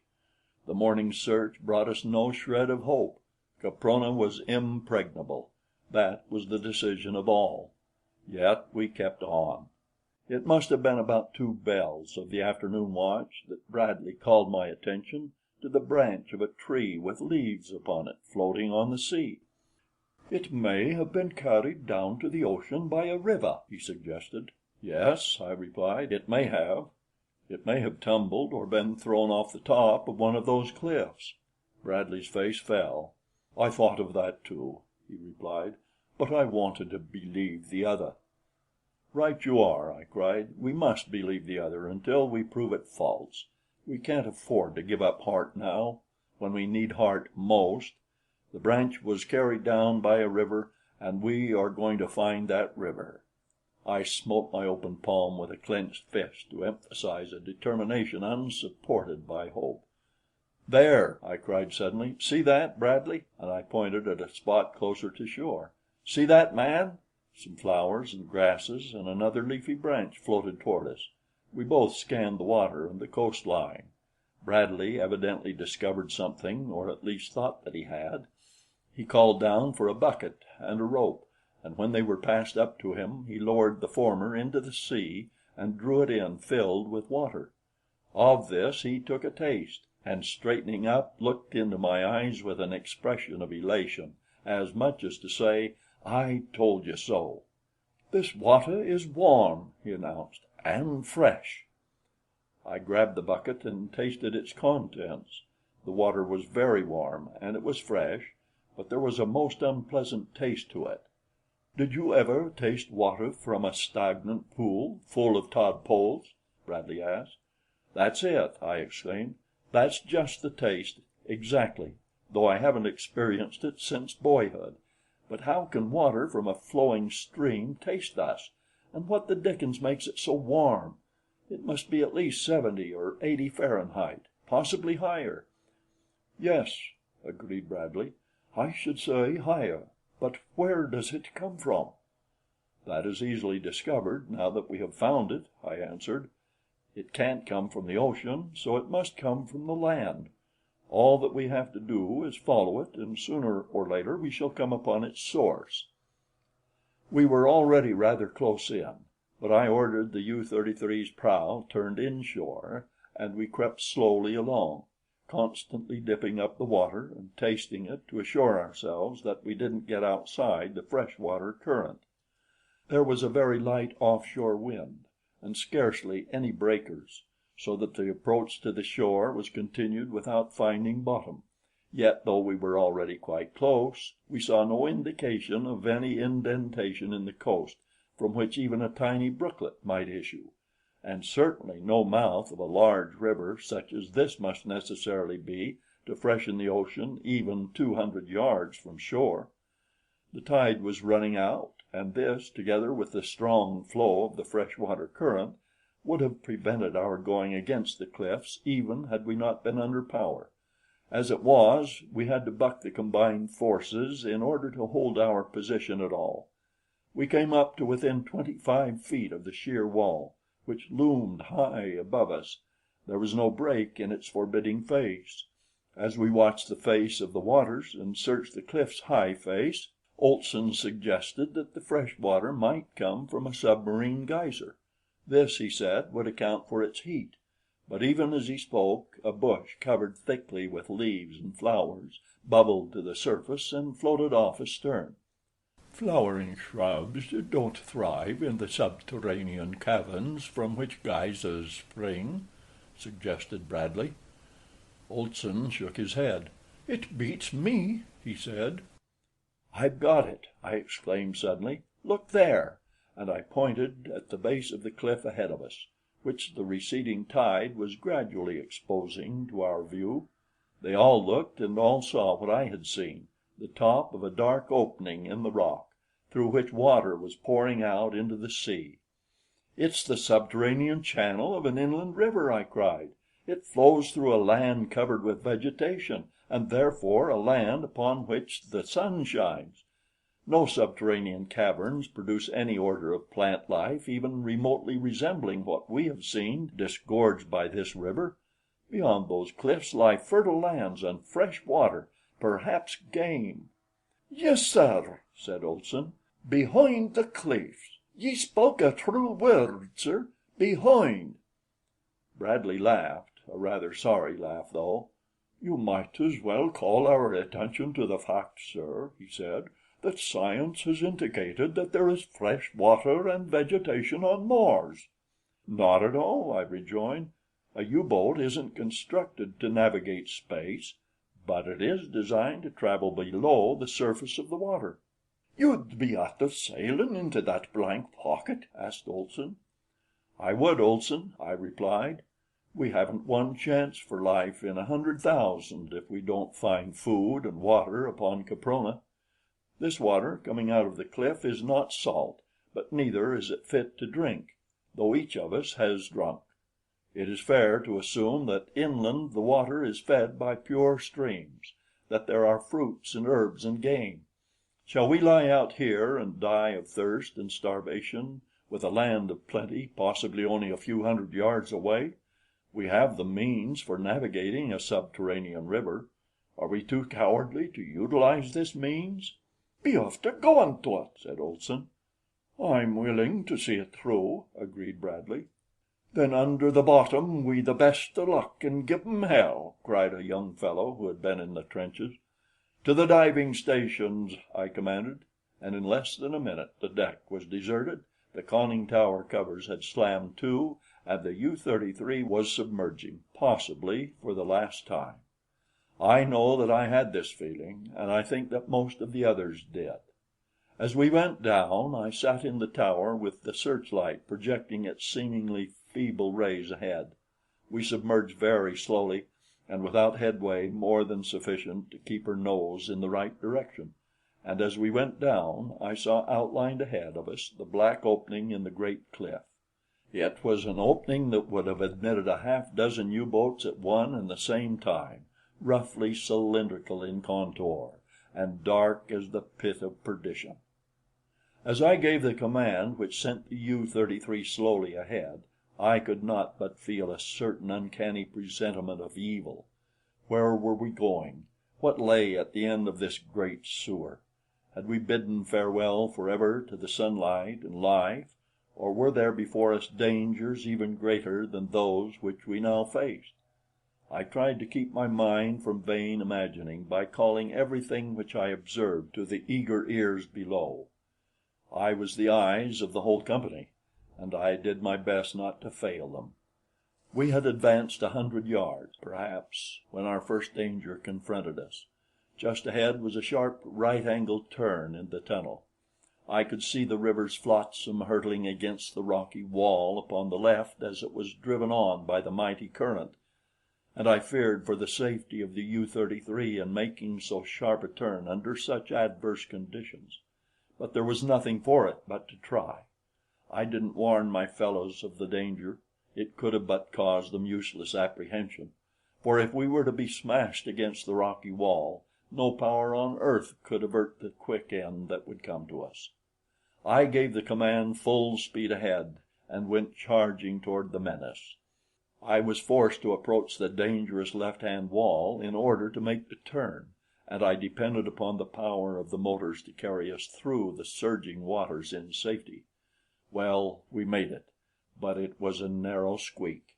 As we swung around, the full force of the current caught us and drove the stern against the rocks. There was a thud which sent a tremor through the whole craft, and then a moment of nasty grinding as the steel hull scraped the rock wall.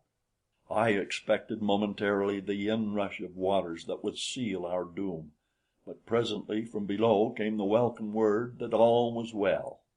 In another 50 yards there was a second turn, this time toward the left, but it was more of a gentle curve, and we took it without trouble. After that it was plain sailing, though as far as I could know, there might be most anything ahead of us, and my nerves strained to the snapping point every instant. After the second turn, the channel ran comparatively straight for between 150 and 200 yards. The waters grew suddenly lighter, and my spirits rose accordingly. I shouted down to those below that I saw daylight ahead, and a great shout of thanksgiving reverberated through the ship. A moment later we emerged into sunlit water, and immediately I raised the periscope and looked about me upon the strangest landscape I had ever seen. We were in the middle of a broad and now sluggish river, the banks of which were lined by giant arboraceous ferns, raising their mighty fronds 50, 100, 200 feet into the quiet air. Close by us something rose to the surface of the river and dashed at the periscope. I had a vision of wide, distended jaws, and then all was blotted out. A shiver ran down into the tower as the thing closed upon the periscope. A moment later it was gone, and I could see again. Above the trees there soared into my vision a huge thing on bat-like wings, a creature large as a large whale, but fashioned more after the order of a lizard. Then again something charged the periscope and blotted out the mirror. I will confess that I was almost gasping for breath as I gave the commands to emerge. Into what sort of strange land had fate guided us? The instant the deck was awash, I opened the conning tower hatch and stepped out. In another minute the deck hatch lifted, and those who were not on duty below streamed up the ladder, Olson bringing Nobs under one arm. For several minutes no one spoke. I think they must each have been as overcome by awe as was I. All about us was a flora and fauna as strange and wonderful to us as might have been those upon a distant planet had we suddenly been miraculously transported through ether to an unknown world. Even the grass upon the near bank was unearthly. Lush and high it grew, and each blade bore upon its tip a brilliant flower, violet or yellow or carmine or blue, making as gorgeous a sward as human imagination might conceive. But the life! It teemed. The tall, fern-like trees were alive with monkeys, snakes, and lizards. Huge insects hummed and buzzed hither and thither. Mighty forms could be seen moving upon the ground in the thick forest, while the bosom of the river wriggled with living things, and above flapped the wings of gigantic creatures, such as we are taught have been extinct throughout countless ages. "Look!" cried Olson. "Would you look at the giraffe coming up out of the bottom of the sea?" We looked in the direction he pointed, and saw a long, glossy neck surmounted by a small head rising above the surface of the river. Presently the back of the creature was exposed, brown and glossy as the water dripped from it. It turned its eyes upon us, opened its lizard-like mouth, emitted a shrill hiss and came for us. The thing must have been 16 or 18 feet in length, and closely resembled pictures I had seen of restored plesiosaurs of the lower Jurassic. It charged us as savagely as a mad bull, and one would have thought it intended to destroy and devour the mighty U-boat, as I verily believe it did intend. We were moving slowly up the river as the creature bore down upon us with distended jaws. The long neck was far outstretched, and the four flippers with which it swam were working with powerful strokes, carrying it forward at a rapid pace. When it reached the craft's side, the jaws closed upon one of the stanchions of the deck rail and tore it from its socket as though it had been a toothpick stuck in putty. At this exhibition of titanic strength, I think we all simultaneously stepped backward, and Bradley drew his revolver and fired. The bullet struck the thing in the neck just above its body, but instead of disabling it, it merely increased its rage. Its hissing rose to a shrill scream as it raised half its body out of water onto the sloping sides of the hull of the U-33 and endeavored to scramble upon the deck to devour us. A dozen shots rang out as we, who were armed, drew our pistols and fired at the thing, but though struck several times, it showed no signs of succumbing and only floundered farther aboard the submarine. I had noticed that the girl had come on deck and was standing not far behind me, and when I saw the danger to which we were all exposed, I turned and forced her toward the hatch. We had not spoken for some days, and we did not speak now, but she gave me a disdainful look which was quite as eloquent as words, and broke loose from my grasp. I saw I could do nothing with her unless I exerted force, and so I turned with my back toward her that I might be in a position to shield her from the strange reptile should it really succeed in reaching the deck. And as I did so, I saw the thing raise one flipper over the rail, dart its head forward, and with the quickness of lightning seize upon one of the Boches. I ran forward, discharging my pistol into the creature's body in an effort to force it to relinquish its prey, but I might as profitably have shot at the sun. Shrieking and screaming, the German was dragged from the deck, and the moment the reptile was clear of the boat, it dived beneath the surface of the water with its terrified prey. I think we were all more or less shaken by the frightfulness of the tragedy, until Olson remarked that the balance of power now rested where it belonged. Following the death of Benson, we had been 9 and 9, 9 Germans and 9 Allies, as we called ourselves. Now there were but 8 Germans. We never counted the girl on either side, I suppose because she was a girl, though we knew well enough now that she was ours. And so Olson's remark helped to clear the atmosphere for the Allies at least, and then our attention was once more directed toward the river, for around us there had sprung up a perfect bedlam of screams and hisses and a seething cauldron of hideous reptiles, devoid of fear and filled only with hunger and with rage. They clamored, squirmed, and wriggled to the deck, forcing us steadily backward, though we emptied our pistols into them. There were all sorts and conditions of horrible things, huge, hideous, grotesque, monstrous, a veritable Mesozoic nightmare. I saw that the girl was gotten below as quickly as possible, and she took Nobs with her. Poor Nobs had nearly barked his head off, and I think too that for the first time since his littlest puppyhood he had known fear. Nor can I blame him. After the girl I sent Bradley and most of the Allies, and then the Germans who were on deck, von Schoenvorts being still in irons below. The creatures were approaching perilously close before I dropped through the hatchway and slammed down the cover. Then I went into the tower and ordered full speed ahead, hoping to distance the fearsome things, but it was useless. Not only could any of them easily outdistance the U-33, but the further upstream we progressed, the greater the number of our besiegers, until, fearful of navigating a strange river at high speed, I gave orders to reduce and move slowly and majestically through the plunging, hissing mass. I was mighty glad that our entrance into the interior of Caprona had been inside a submarine rather than in any other form of vessel. I could readily understand how it might have been that Caprona had been invaded in the past by venturesome navigators without word of it ever reaching the outside world, for I can assure you that only by submarine could man pass up that great sluggish river alive. We proceeded up the river for some 40 miles before darkness overtook us.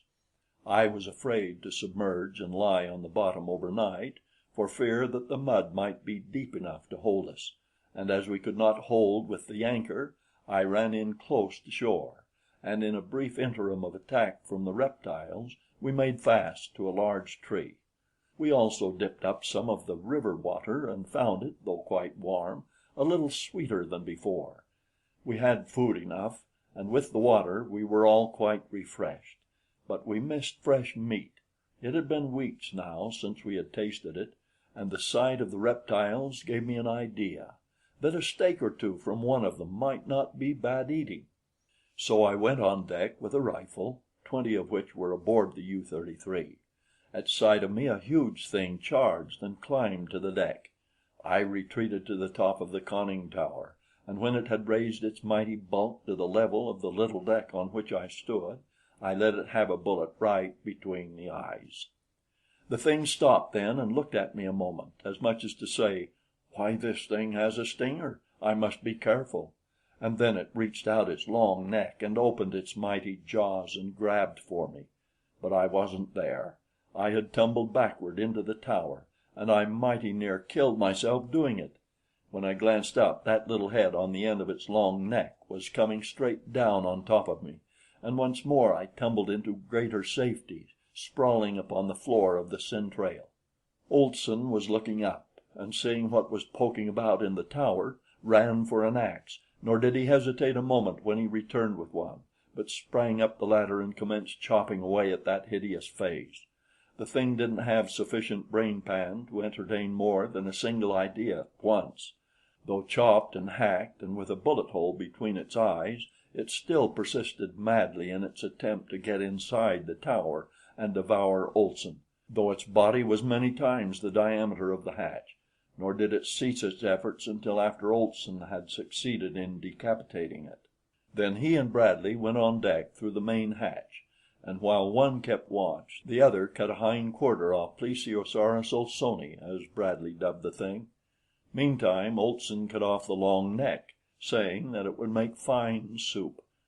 By the time we had cleared away the blood and refuse in the tower, the cook had juicy steaks and a steaming broth upon the electric stove, and the aroma arising from P. olsoni filled us with an hitherto unfelt admiration for him and all his kind. Chapter 5. The steaks we had that night, and they were fine, and the following morning we tasted the broth. It seemed odd to be eating a creature that should, by all the laws of paleontology, have been extinct for several million years. It gave one a feeling of newness that was almost embarrassing, although it didn't seem to embarrass our appetites. Olson ate until I thought he would burst. The girl ate with us that night at the little officers' mess just back of the torpedo compartment. The narrow table was unfolded, the 4 stools were set out, and for the first time in days we sat down to eat, and for the first time in weeks we had something to eat other than the monotony of the short rations of an impoverished U-boat. Nobs sat between the girl and me and was fed with morsels of the Plesiosaurus steak, at the risk of forever contaminating his manners. He looked at me sheepishly all the time, for he knew that no well-bred dog should eat at table. But the poor fellow was so wasted from improper food that I couldn't enjoy my own meal had he been denied an immediate share in it.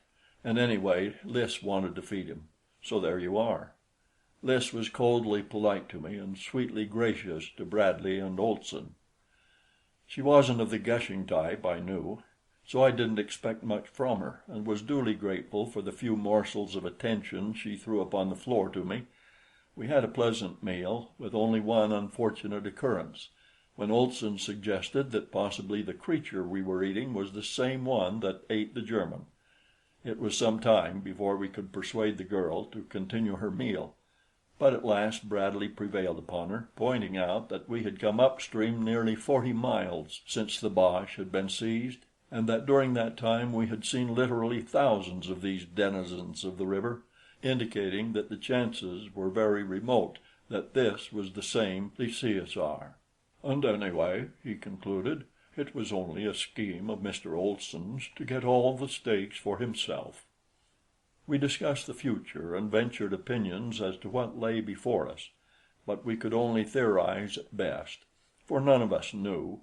If the whole land was infested by these and similar horrid monsters, life would be impossible upon it, and we decided that we would only search long enough to find and take aboard fresh water and such meat and fruits as might be safely procurable, and then retrace our way between the cliffs to the open sea.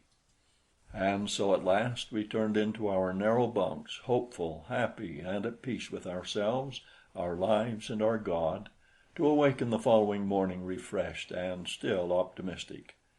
We had an easy time getting away, as we learned later, because the saurians do not commence to feed until late in the morning. From noon to midnight their curve of activity is at its height, while from dawn to about 9 o'clock it is lowest. As a matter of fact, we didn't see one of them all the time we were getting under way, though I had the cannon raised to the deck and manned against an assault. I hoped, but I was none too sure, that shells might discourage them. The trees were full of monkeys of all sizes and shades, and once we thought we saw a man-like creature watching us from the depth of the forest. Shortly after we resumed our course upstream, we saw the mouth of another and smaller river emptying into the main channel from the south, that is, upon our right, and almost immediately after we came upon a large island 5 or 6 miles in length, and at 50 miles there was a still larger river than the last coming in from the northwest, the course of the main stream having now changed to northeast by southwest. The water was quite free from reptiles, and the vegetation upon the banks of the river had altered to more open and park-like forest, with eucalyptus and acacia mingled with a scattering of tree ferns, as though two distinct periods of geologic time had overlapped and merged. The grass, too, was less flowering, though there were still gorgeous patches mottling the greensward, and lastly the fauna was less multitudinous. 6 or 7 miles farther, and the river widened considerably. Before us opened an expanse of water to the farther horizon, and then we sailed out upon an inland sea so large that only a shoreline upon our side was visible to us. The waters all about us were alive with life. There were still a few reptiles, but there were fish by the thousands, by the millions. The water of the inland sea was very warm, almost hot, and the atmosphere was hot and heavy above it. It seemed strange that beyond the buttressed walls of Caprona icebergs floated and the south wind was biting, for only a gentle breeze moved across the face of these living waters, and that was damp and warm. Gradually we commenced to divest ourselves of our clothing, retaining only sufficient for modesty, but the sun was not hot. It was more the heat of a steam room than of an oven. We coasted up the shore of the lake in a northwesterly direction, sounding all the time. We found the lake deep and the bottom rocky and steeply shelving toward the center, and once when I moved straight out from shore to take other soundings, we could find no bottom whatsoever. In open spaces along the shore we caught occasional glimpses of the distant cliffs, and here they appeared only a trifle less precipitous than those which bound Caprona on the seaward side. My theory is that in a far distant era Caprona was a mighty mountain. Perhaps the world's mightiest volcanic action blew off the entire crest, blew thousands of feet of the mountain upward and outward and on to the surrounding continent, leaving a great crater, and then possibly the continent sank as ancient continents have been known to do, leaving only the summit of Caprona above the sea. The encircling walls, the central lake, the hot springs which feed the lake, all point to a conclusion, and the fauna and the flora bear indisputable evidence that Caprona was once part of some great land mass. As we cruised up along the coast, the landscape continued a more or less open forest, with here and there a small plain where we saw animals grazing. With my glass I could make out a species of large red deer, some antelope, and what appeared to be a species of horse, and once I saw the shaggy form of what might have been a monstrous bison. Here was game aplenty. There seemed little danger of starving upon Caprona. The game, however, seemed wary, for the instant the animals discovered us, they threw up their heads and tails and went cavorting off, those farther inland following the example of the others, until all were lost in the mazes of the distant forest. Only the great shaggy ox stood his ground. With lowered head he watched us until we had passed, and then continued feeding. About 20 miles up the coast from the mouth of the river, we encountered low cliffs of sandstone, broken and tortured evidence of the great upheaval which had torn Caprona asunder in the past, intermingling upon a common level the rock formations of widely separated eras, fusing some and leaving others untouched. We ran along beside them for a matter of 10 miles, arriving off a broad cleft which led into what appeared to be another lake. As we were in search of pure water, we did not wish to overlook any portion of the coast, and so after sounding and finding that we had ample depth, I ran the U-33 between headlands into as pretty a landlocked harbor as sailormen could care to see, with good water right up to within a few yards of the shore. As we cruised slowly along, two of the Boches again saw what they believed to be a man or man-like creature watching us from a fringe of trees 100 yards inland, and shortly after we discovered the mouth of a small stream emptying into the bay. It was the first stream we had found since leaving the river, and I at once made preparations to test its water. To land, it would be necessary to run the U-33 close in to the shore, at least as close as we could, for even these waters were infested, though not so thickly, by savage reptiles. I ordered sufficient water let into the diving tanks to lower us about a foot, and then I ran the bow slowly toward the shore, confident that should we run aground, we still had sufficient lifting force to free us when the water should be pumped out of the tanks. But the bow nosed its way gently into the reeds and touched the shore with the keel still clear. My men were all armed now with both rifles and pistols, each having plenty of ammunition. I ordered one of the Germans ashore with a line, and sent two of my own men to guard him, for from what little we had seen of Caprona, or Caspak, as we learned later to call the interior, we realized that any instant some new and terrible danger might confront us.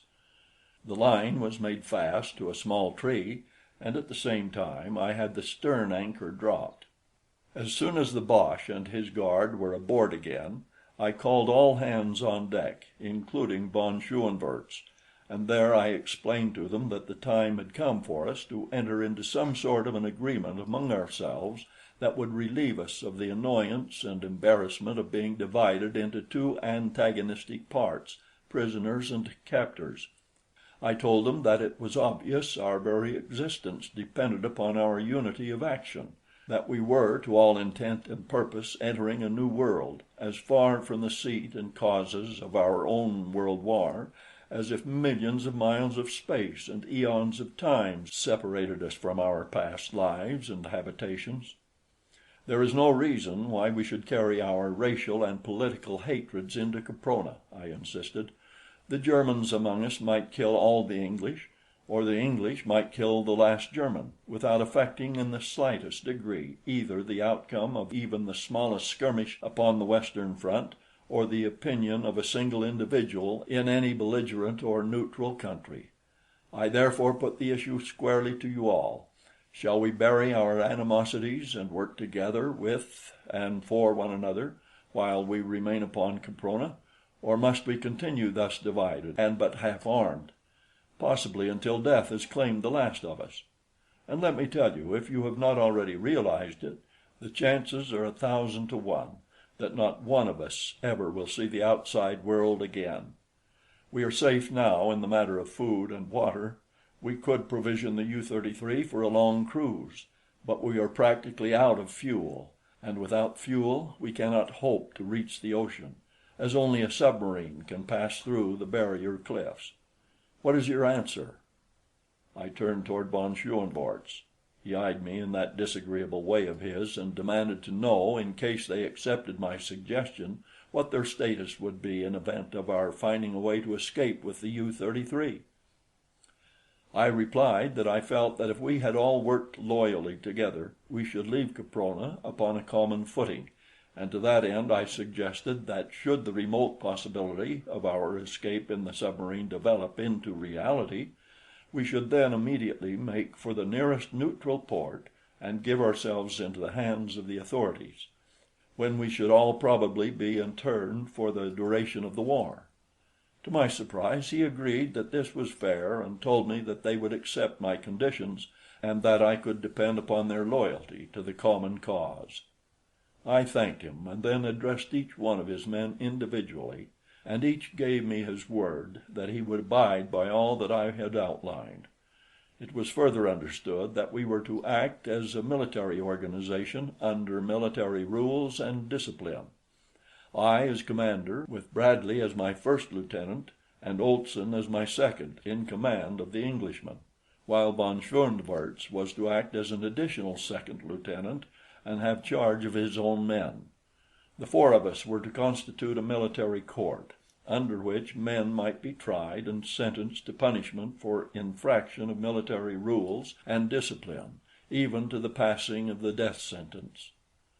I then had arms and ammunition issued to the Germans, and leaving Bradley and 5 men to guard the U-33, the balance of us went ashore.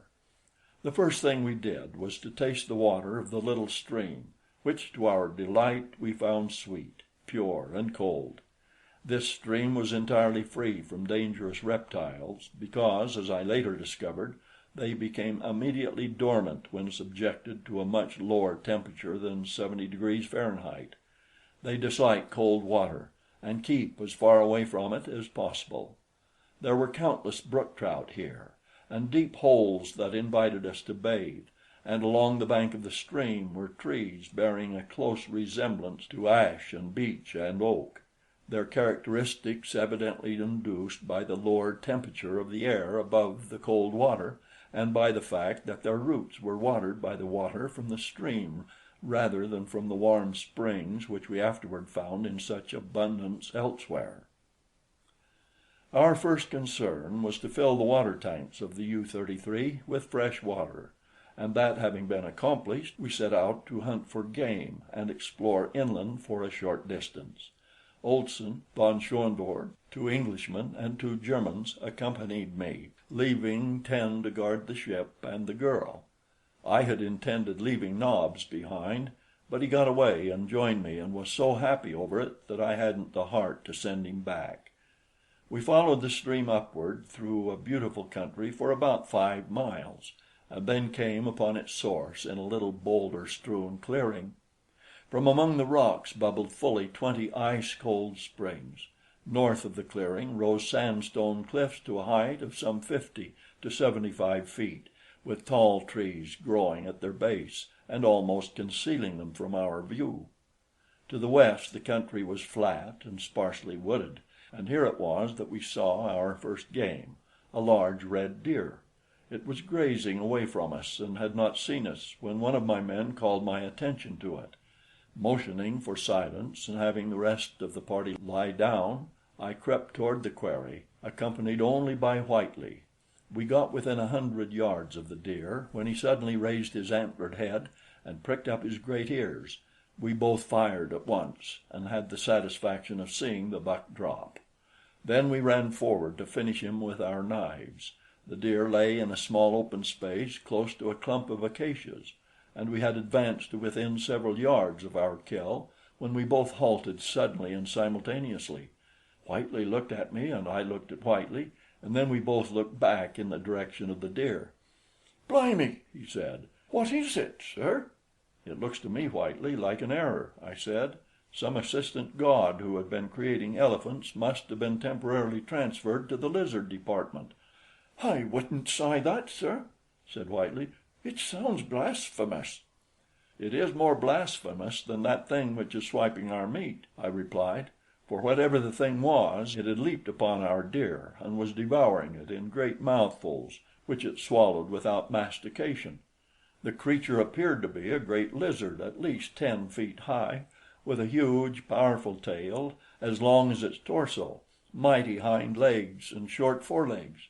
When it had advanced from the wood, it hopped much after the fashion of a kangaroo, using its hind feet and tail to propel it, and when it stood erect, it sat upon its tail.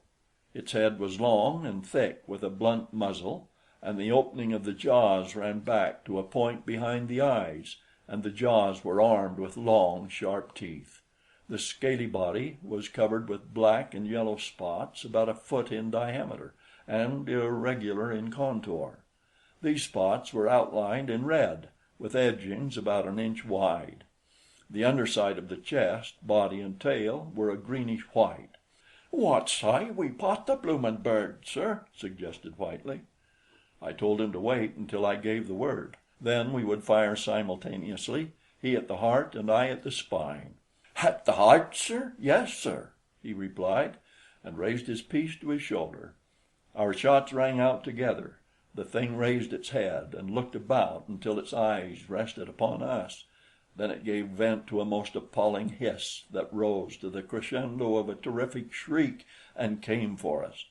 "Beat it, Whitely!" I cried as I turned to run. We were about a quarter of a mile from the rest of our party and in full sight of them as they lay in the tall grass watching us. That they saw all that had happened was evidenced by the fact that they now rose and ran toward us, and at their head leaped Nobs. The creature in our rear was gaining on us rapidly when Nobs flew past me like a meteor and rushed straight for the frightful reptile. I tried to recall him, but he would pay no attention to me, and as I couldn't see him sacrificed, I too stopped and faced the monster. The creature appeared to be more impressed with Nobs than by us and our firearms, for it stopped as the Airedale dashed at it growling and struck at him viciously with its powerful jaws. Nobs, though, was lightning by comparison with the slow-thinking beast, and dodged his opponent's thrust with ease. Then he raced to the rear of the tremendous thing and seized it by the tail. There Nobs made the error of his life. Within that mottled organ were the muscles of a Titan, the force of a dozen mighty catapults, and the owner of the tail was fully aware of the possibilities which it contained. With a single flip of the tip, it sent poor Nobs sailing through the air 100 feet above the ground, straight back into the clump of acacias from which the beast had leaped upon our kill. And then the grotesque thing sank lifeless to the ground. Olson and von Schoenvorts came up a minute later with their men. Then we all cautiously approached the still form upon the ground. The creature was quite dead, and an examination resulted in disclosing the fact that Whitely's bullet had pierced its heart and mine had severed the spinal cord. "But why didn't it die instantly?" I exclaimed. "Because," said von Schoenvorts in his disagreeable way, "the beast is so large and its nervous organization of so low a caliber that it took all this time for the intelligence of death to reach and be impressed upon the minute brain. The thing was dead when your bullet struck it, but it did not know it for several seconds, possibly a minute. If I am not mistaken, it is an Allosaurus of the Upper Jurassic, remains of which have been found in central Wyoming in the suburbs of New York." An Irishman by the name of Brady grinned. I afterward learned that he had served 3 years on the traffic squad of the Chicago police force. I had been calling Nobs in the meantime, and was about to set out in search of him, fearing, to tell the truth, to do so, lest I find him mangled and dead among the trees of the acacia grove, when he suddenly emerged from among the boles, his ears flattened, his tail between his legs, and his body screwed into a suppliant S. He was unharmed except for minor bruises, but he was the most chastened dog I have ever seen. We gathered up what was left of the red deer after skinning and cleaning it, and set out upon our return journey toward the U-boat. On the way, Olson, von Schoenvorts, and I discussed the needs of our immediate future, and we were unanimous in placing foremost the necessity of a permanent camp on shore. The interior of a U-boat is about as impossible and uncomfortable an abiding place as one can well imagine, and in this warm climate and in warm water it was almost unendurable. So we decided to construct a palisaded camp. Chapter 6. As we strolled slowly back toward the boat, planning and discussing this, we were suddenly startled by a loud and unmistakable detonation. "A shell from the U-33!" exclaimed von Schoenvorts. "What can be after signify?" queried Olson. "They're in trouble," I answered, "for all, and it's up to us to get back to them. Drop that carcass," I directed the men carrying the meat, "and follow me." I set off at a rapid run in the direction of the harbor. We ran for the better part of a mile without hearing anything more from the direction of the harbor, and then I reduced the speed to a walk, for the exercise was telling on us who had been cooped up for so long in the confined interior of the U-33. Puffing and panting, we plodded on until within about a mile of the harbor we came upon a sight that brought us all up standing. We had been passing through a little heavier timber than was usual to this part of the country, when we suddenly emerged into an open space, in the center of which was such a band as might have caused the most courageous to pause. It consisted of upward of 500 individuals, representing several species closely allied to man. There were anthropoid apes and gorillas. These I had no difficulty in recognizing, but there were other forms which I had never before seen, and I was hard put to it to say whether they were ape or man.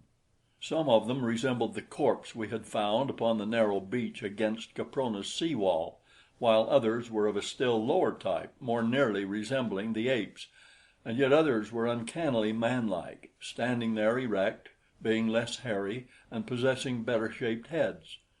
There was one among the lot, evidently the leader of them, who bore a close resemblance to the so-called Neanderthal man of La Chapelle-aux-Saints. There was the same short, stocky trunk, upon which rested an enormous head, habitually bent forward into the same curvature as the back, the arms shorter than the legs, and the lower leg considerably shorter than that of modern man, the knees bent forward and never straightened. This creature, and one or two others who appeared to be of a lower order than he, yet higher than that of the apes, carried heavy clubs. The others were armed only with giant muscles and fighting fangs, nature's weapons. All were males, and all were entirely naked, nor was there upon even the highest among them a sign of ornamentation. At sight of us they turned with bared fangs and low growls to confront us. I did not wish to fire among them unless it became absolutely necessary, and so I started to lead my party around them. But the instant that the Neanderthal man guessed my intention, he evidently attributed it to cowardice upon our part, and with a wild cry he leaped toward us, waving his cudgel above his head. The others followed him, and in a minute we should have been overwhelmed. I gave the order to fire, and at the first volley 6 of them went down, including the Neanderthal man. The others hesitated a moment and then broke for the trees, some running nimbly among the branches, while others lost themselves to us between the boles. Both von Schoenvorts and I noticed that at least 2 of the higher, manlike types took to the trees quite as nimbly as the apes, while others that more nearly approached man in carriage and appearance sought safety upon the ground with the gorillas. An examination disclosed that 5 of our erstwhile opponents were dead, and the 6th, the Neanderthal man, was but slightly wounded, a bullet having glanced from his thick skull, stunning him. We decided to take him with us to camp, and by means of belts we managed to secure his hands behind his back and place a leash around his neck before he regained consciousness. We then retraced our steps for our meat, being convinced by our own experience that those aboard the U-33 had been able to frighten off this party with a single shell, but when we came to where we had left the deer, it had disappeared. On the return journey, Whitely and I preceded the rest of the party by about 100 yards in the hope of getting another shot at something edible, for we were all greatly disgusted and disappointed by the loss of our venison. Whitely and I advanced very cautiously, and not having the whole party with us, we fared better than on the journey out, bagging two large antelope not a half mile from the harbor. So with our game and our prisoner we made a cheerful return to the boat, where we found that all were safe. On the shore, a little north of where we lay, there were the corpses of 20 of the wild creatures who had attacked Bradley and his party in our absence, and the rest of whom we had met and scattered a few minutes later. We felt that we had taught these wild ape men a lesson, and that because of it we would be safer in the future, at least safer from them, but we decided not to abate our carefulness one whit, feeling that this new world was filled with terrors still unknown to us. Nor were we wrong. The following morning we commenced work upon our camp, Bradley, Olson, von Schoenvorts, Miss La Rue, and I having sat up half the night discussing the matter and drawing plans. We set the men at work felling trees, selecting for the purpose jarrah, a hard, weather-resisting timber which grew in profusion near by. Half the men labored, while the other half stood guard, alternating each hour with an hour off at noon. Olson directed this work. Bradley, von Schoenvorts, and I, with Miss La Rue's help, staked out the various buildings and the outer wall. When the day was done, we had quite an array of logs nicely notched and ready for our building operations on the morrow, and we were all tired, for after the buildings had been staked out, we all fell in and helped with the logging, all but von Schoenvorts. He, being a Prussian and a gentleman, couldn't stoop to such menial labor in the presence of his men, and I didn't see fit to ask it of him, as the work was purely voluntary upon our part. He spent the afternoon shaping a swagger stick from the branch of a jarrah and talking with Miss La Rue, who had sufficiently unbent toward him to notice his existence. We saw nothing of the wild men of the previous day, and only once were we menaced by any of the strange denizens of Caprona, when some frightful nightmare of the sky swooped down upon us, only to be driven off by a fusillade of bullets. The thing appeared to be some variety of pterodactyl, and what with its enormous size and ferocious aspect was most awe-inspiring. There was another incident, too, which to me at least was far more unpleasant than the sudden onslaught of the prehistoric reptile. Two of the men, both Germans, were stripping a felled tree of its branches. Von Schoenvorts had completed his swagger stick, and he and I were passing close to where the two worked. One of them threw to his rear a small branch that he had just chopped off, and as misfortune would have it, it struck von Schoenvorts across the face. It couldn't have hurt him, for it didn't leave a mark, but he flew into a terrific rage, shouting "Achtung!" in a loud voice. The sailor immediately straightened up, faced his officer, clicked his heels together, and saluted. "Pig!" roared the Baron, and struck the fellow across the face, breaking his nose. I grabbed von Schoenvorts' arm and jerked him away before he could strike again, if such had been his intention, and then he raised his little stick to strike me, but before it descended, the muzzle of my pistol was against his belly, and he must have seen in my eyes that nothing would suit me better than an excuse to pull the trigger. Like all his kind and all other bullies, von Schoenvorts was a coward at heart, and so he dropped his hand to his side and started to turn away. But I pulled him back, and there before his men I told him that such a thing must never again occur, that no man was to be struck or otherwise punished other than in due process of the laws that we had made and the court that we had established. All the time the sailor stood rigidly at attention, nor could I tell from his expression whether he most resented the blow his officer had struck him or my interference in the gospel of the Kaiser breed. Nor did he move until I said to him, "Plesser, you may return to your quarters and dress your wound." Then he saluted and marched stiffly off toward the U-33. Just before dusk we moved out into the bay 100 yards from shore and dropped anchor, for I felt that we should be safer there than elsewhere. I also detailed men to stand watch during the night, and appointed Olson officer of the watch for the entire night, telling him to bring his blankets on deck and get what rest he could. At dinner we tasted our first roast Caprona antelope, and we had a mess of greens that the cook had found growing along the stream. All during the meal von Schoenvorts was silent and surly. After dinner we all went on deck and watched the unfamiliar scenes of a Capronian night, that is, all but von Schoenvorts. There was less to see than to hear. From the great inland lake behind us came the hissing and the screaming of countless saurians. Above us we heard the flap of giant wings, while from the shore rose the multitudinous voices of a tropical jungle, of a warm, damp atmosphere such as must have enveloped the entire earth during the Paleozoic and Mesozoic eras. But here were intermingled the voices of later eras, the scream of the panther, the roar of the lion, the baying of wolves, and a thunderous growling which we could attribute to nothing earthly, but which one day we were to connect with the most fearsome of ancient creatures. One by one the others went to their rooms, until the girl and I were left alone together, for I had permitted the watch to go below for a few minutes, knowing that I would be on deck. Miss La Rue was very quiet, though she replied graciously enough to whatever I had to say that required a reply. I asked her if she did not feel well. "Yes," she said, "but I am depressed by the awfulness of it all.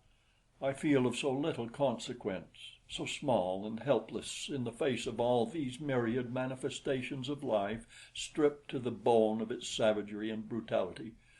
I realize as never before how cheap and valueless a thing is life. Life seems a joke, a cruel, grim joke. You are a laughable incident or a terrifying one, as you happen to be less powerful or more powerful than some other form of life which crosses your path. But as a rule you are of no moment whatsoever to anything but yourself. You are a comic little figure hopping from the cradle to the grave. Yes, that is our trouble. We take ourselves too seriously. But Caprona should be a sure cure for that." She paused and laughed. "You have evolved a beautiful philosophy," I said. "It fills such a longing in the human breast. It is full, it is satisfying, it is ennobling. What wondrous strides toward perfection the human race might have made if the first man had evolved it and it had persisted until now as the creed of humanity." "I don't like irony," she said. "It indicates a small soul." "What other sort of soul, then, would you expect from a comic little figure hopping from the cradle to the grave?" I inquired. "And what difference does it make anyway, what you like and what you don't like? You are here for but an instant, and you mustn't take yourself too seriously." She looked up at me with a smile. "I imagine that I am frightened and blue," she said, "and I know that I am very, very homesick and lonely." There was almost a sob in her voice as she concluded. It was the first time that she had spoken thus to me. Involuntarily I laid my hand upon hers where it rested on the rail. "I know how difficult your position is," I said, "but don't feel that you are alone. There is one here who would do anything in the world for you," I ended lamely. She did not withdraw her hand, and she looked up into my face with tears on her cheeks, and I read in her eyes the thanks her lips could not voice. Then she looked away across the weird moonlit landscape and sighed. Evidently her newfound philosophy had tumbled about her ears, for she was seemingly taking herself seriously. I wanted to take her in my arms and tell her how I loved her, and had taken her hand from the rail and started to draw her toward me, when Olson came blundering up on deck with his bedding. The following morning we started building operations in earnest, and things progressed finely. The Neanderthal man was something of a care, for we had to keep him in irons all the time, and he was mighty savage when approached, but after a time he became more docile, and then we tried to discover if he had a language. Lys spent a great deal of time talking to him and trying to draw him out, but for a long while she was unsuccessful. It took us 3 weeks to build all the houses which we constructed close by a cold spring some 2 miles from the harbor. We changed our plans a trifle when it came to building the palisade, for we found a rotted cliff near by where we could get all the flat building stone we needed, and so we constructed a stone wall entirely around the buildings. It was in the form of a square, with bastions and towers at each corner which would permit an enfilading fire along any side of the fort, and was about 135 feet square on the outside, with walls 3 feet thick at the bottom and about a foot and a half wide at the top, and 15 feet high. It took a long time to build that wall, and we all turned in and helped, except von Schoenvorts, who, by the way, had not spoken to me except in the line of official business since our encounter, a condition of armed neutrality which suited me to a T. We have just finished it, the last touches being put on today. I quit about a week ago and commenced working on this chronicle for our strange adventures, which will account for any minor errors in chronology which may have crept in. There was so much material that I may have made some mistakes, but I think they are but minor and few. I see in reading over the last few pages that I neglected to state that Lys finally discovered that the Neanderthal man possessed a language. She had learned to speak it, and so have I, to some extent. It was he, his name he says is Am or Om, who told us that this country is called Caspak. When we asked him how far it extended, he waved both arms about his head in an all-including gesture which took in apparently the entire universe. He is more tractable now, and we are going to release him, for he has assured us that he will not permit his fellows to harm us. He calls us Galus, and says that in a short time he will be a Galu. It is not quite clear to us what he means. He says that there are many Galus north of us, and that as soon as he becomes one, he will go and live with them. Ahm went out to hunt with us yesterday, and was much impressed by the ease with which our rifles brought down antelopes and deer. We have been living upon the fat of the land, Ahm having shown us the edible fruits, tubers, and herbs, and twice a week we go out after fresh meat. A certain proportion of this we dry and store away, for we do not know what may come. Our drying process is really smoking. We have also dried a large quantity of 2 varieties of cereal, which grow wild a few miles south of us. One of these is a giant Indian maize, a lofty perennial often 50 and 60 feet in height, with ears the size of a man's body and kernels as large as your fist.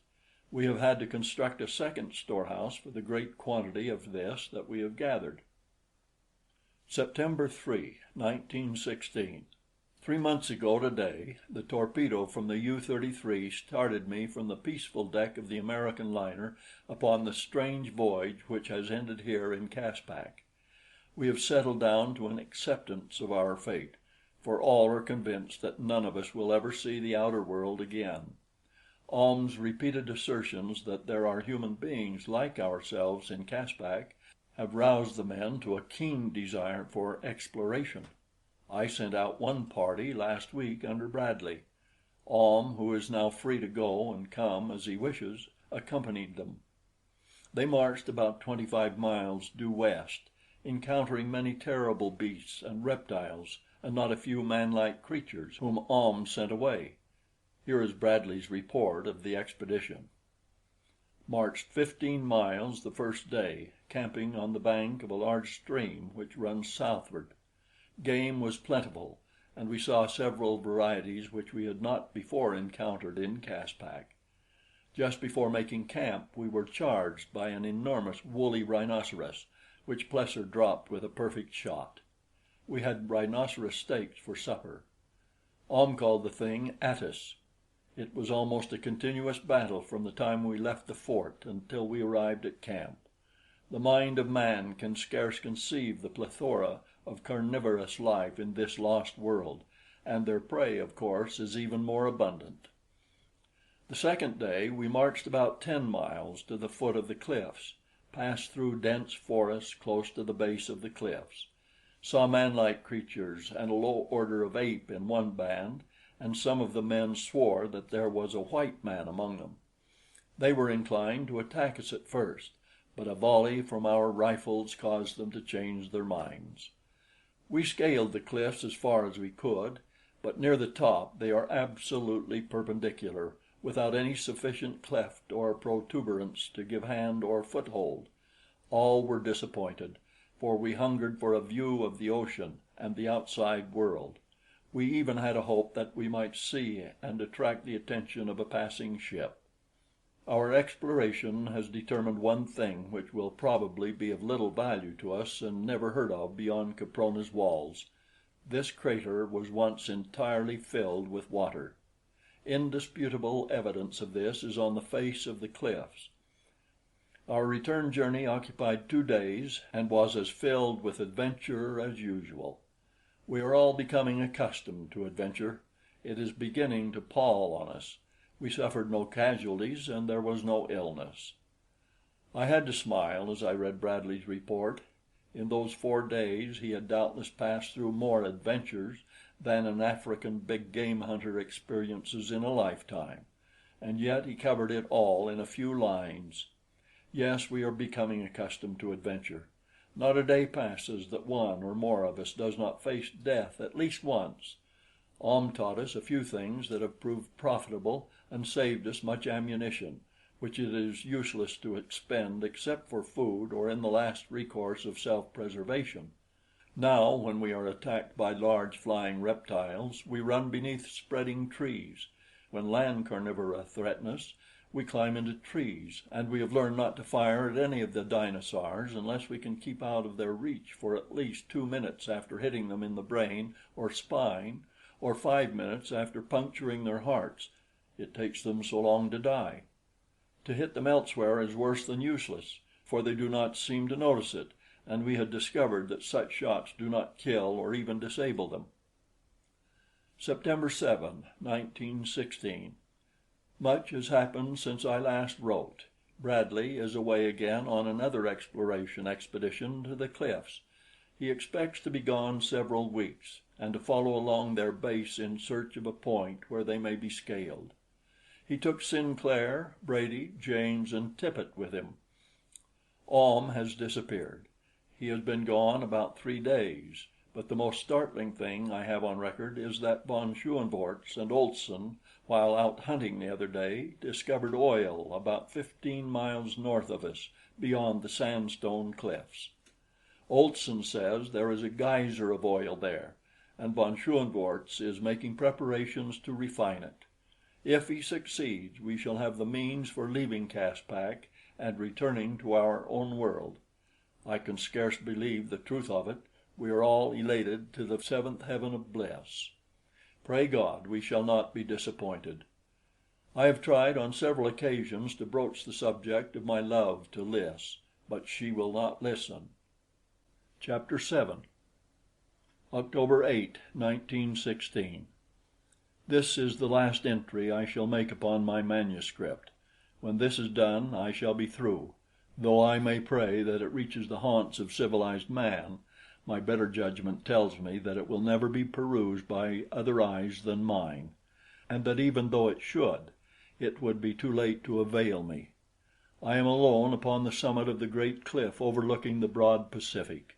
A chill south wind bites at my marrow, while far below me I can see the tropic foliage of Caspak on the one hand and huge icebergs from the nearer Antarctic upon the other. Presently I shall stuff my folded manuscript into the thermos bottle I have carried with me for the purpose since I left the fort, Fort Dinosaur we named it, and hurl it far outward over the cliff top into the Pacific. What current washes the shore of Caprona I know not. Whither my bottle will be borne I cannot even guess, but I have done all that mortal man may do to notify the world of my whereabouts and the dangers that threaten those of us who remain alive in Caspak, if there be any other than myself. About the 8th of September I accompanied Olson and von Schoenvorts to the oil geyser. Lys came with us, and we took a number of things which von Schoenvorts wanted for the purpose of erecting a crude refinery. We went up the coast some 10 or 12 miles in the U-33, tying up to shore near the mouth of a small stream which emptied great volumes of crude oil into the sea. I find it difficult to call this great lake by any other name. Then we disembarked and went inland about 5 miles, where we came upon a small lake entirely filled with oil, from the center of which a geyser of oil spouted. On the edge of the lake we helped von Schoenvorts build his primitive refinery.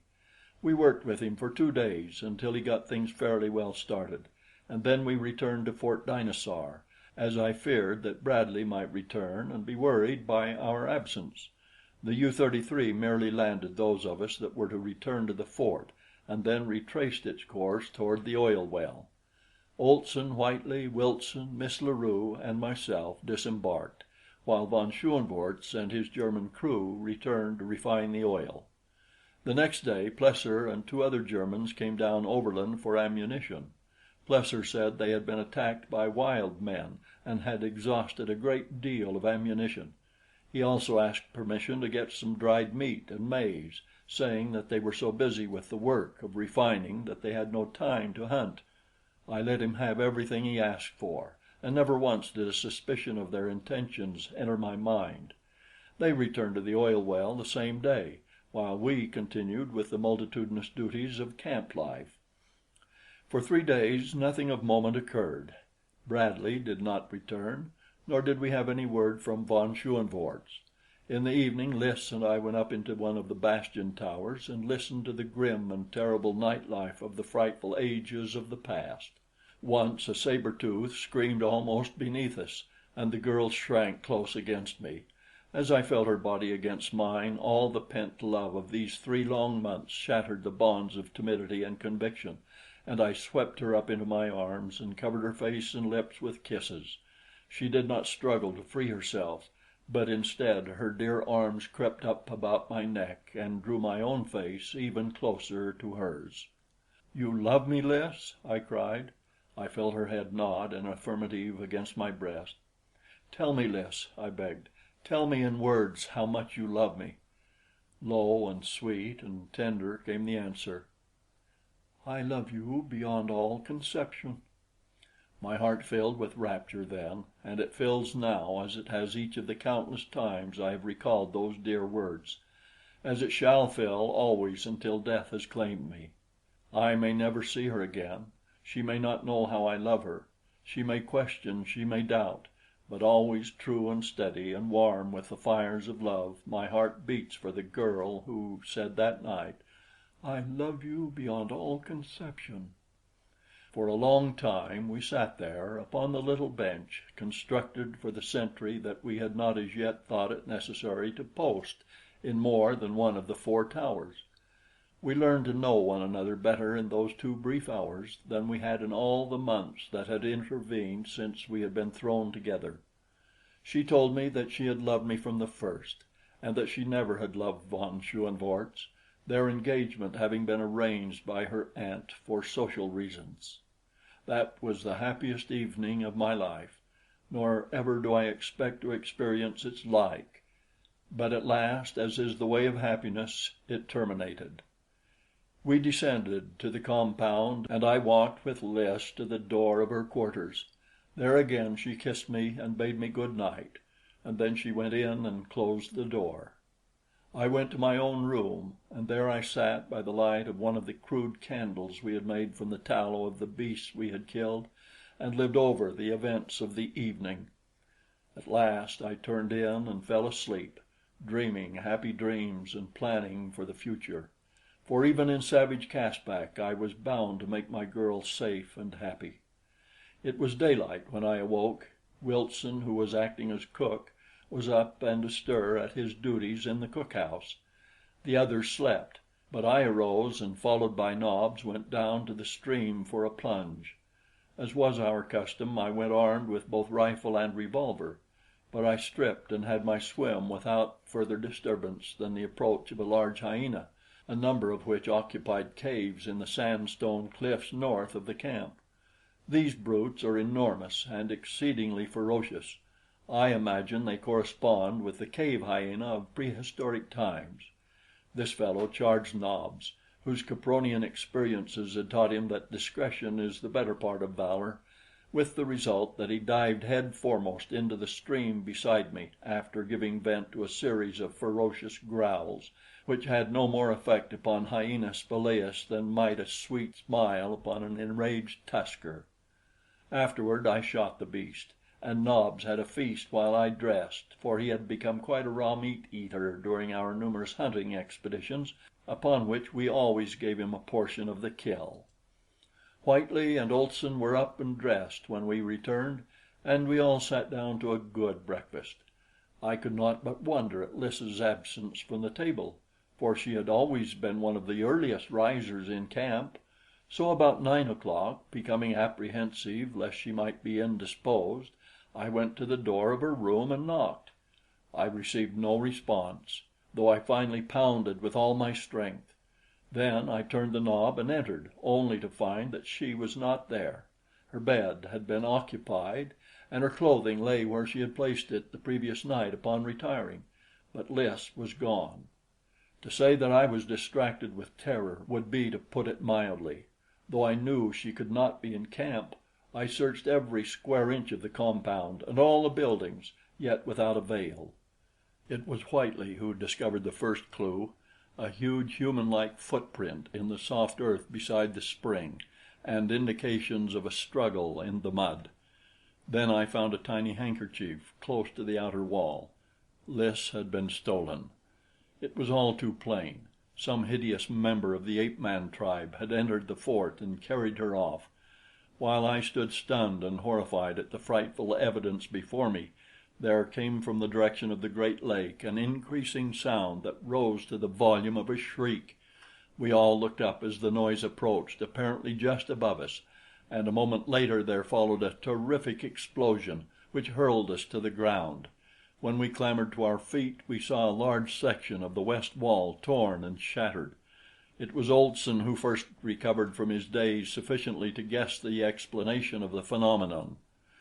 "A shell!" he cried. "And there ain't no shells in Caspak besides what's on the U-33. The dirty boches are shelling the fort. Come on!" And he grasped his rifle and started on a run toward the lake. It was over 2 miles, but we did not pause until the harbor was in view, and still we could not see the lake because of the sandstone cliffs which intervened. We ran as fast as we could around the lower end of the harbor, scrambled up the cliffs, and at last stood upon their summit in full view of the lake. Far away down the coast toward the river through which we had come to reach the lake, we saw upon the surface the outline of the U-33, black smoke vomiting from her funnel. Von Schoenvorts had succeeded in refining the oil. The cur had broken his every pledge and was leaving us there to our fates.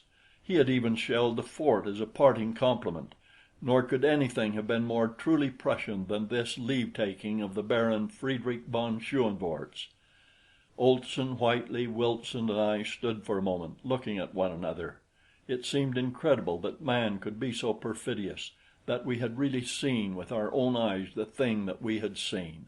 But when we returned to the fort, the shattered wall gave us ample evidence that there was no mistake.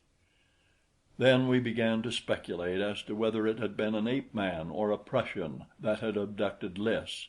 From what we knew of von Schoenvorts, we would not have been surprised at anything from him. But the footprints by the spring seemed indisputable evidence that one of Caprona's undeveloped men had borne off the girl I loved.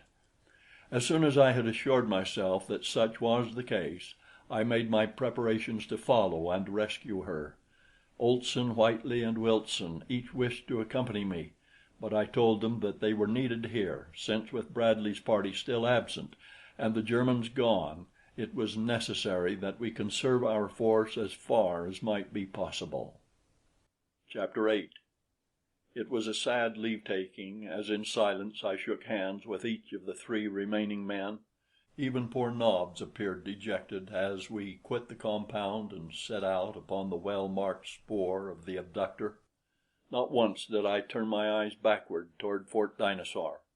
I have not looked upon it since, nor in all likelihood shall I ever look upon it again. The trail led northwest until it reached the western end of the sandstone cliffs to the north of the fort. There it ran into a well-defined path which wound northward into a country we had not as yet explored.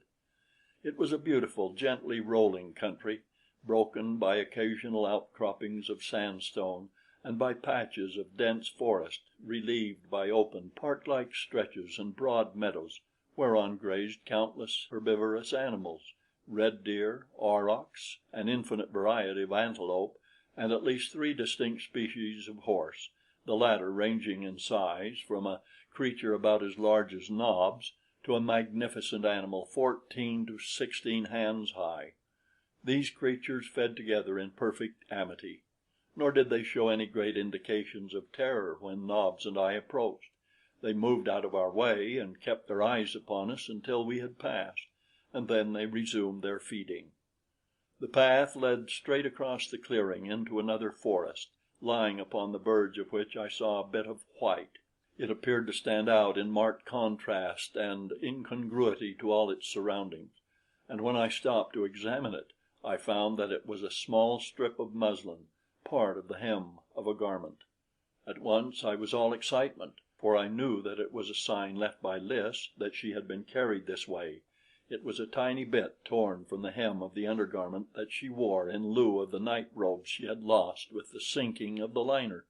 Crushing the bit of fabric to my lips, I pressed on even more rapidly than before, because I now knew that I was upon the right trail, and that up to this point at least Lys still had lived. I made over 20 miles that day, for I was now hardened to fatigue and accustomed to long hikes, having spent considerable time hunting and exploring in the immediate vicinity of camp. A dozen times that day was my life threatened by fearsome creatures of the earth or sky, though I could not but note that the farther north I traveled, the fewer were the great dinosaurs, though they still persisted in lesser numbers. On the other hand, the quantity of ruminants and the variety and frequency of carnivorous animals increased. Each square mile of Caspak harbored its terrors. At intervals along the way I found bits of muslin, and often they reassured me when otherwise I should have been doubtful of the trail to take where two crossed, or where there were forks, as occurred at several points.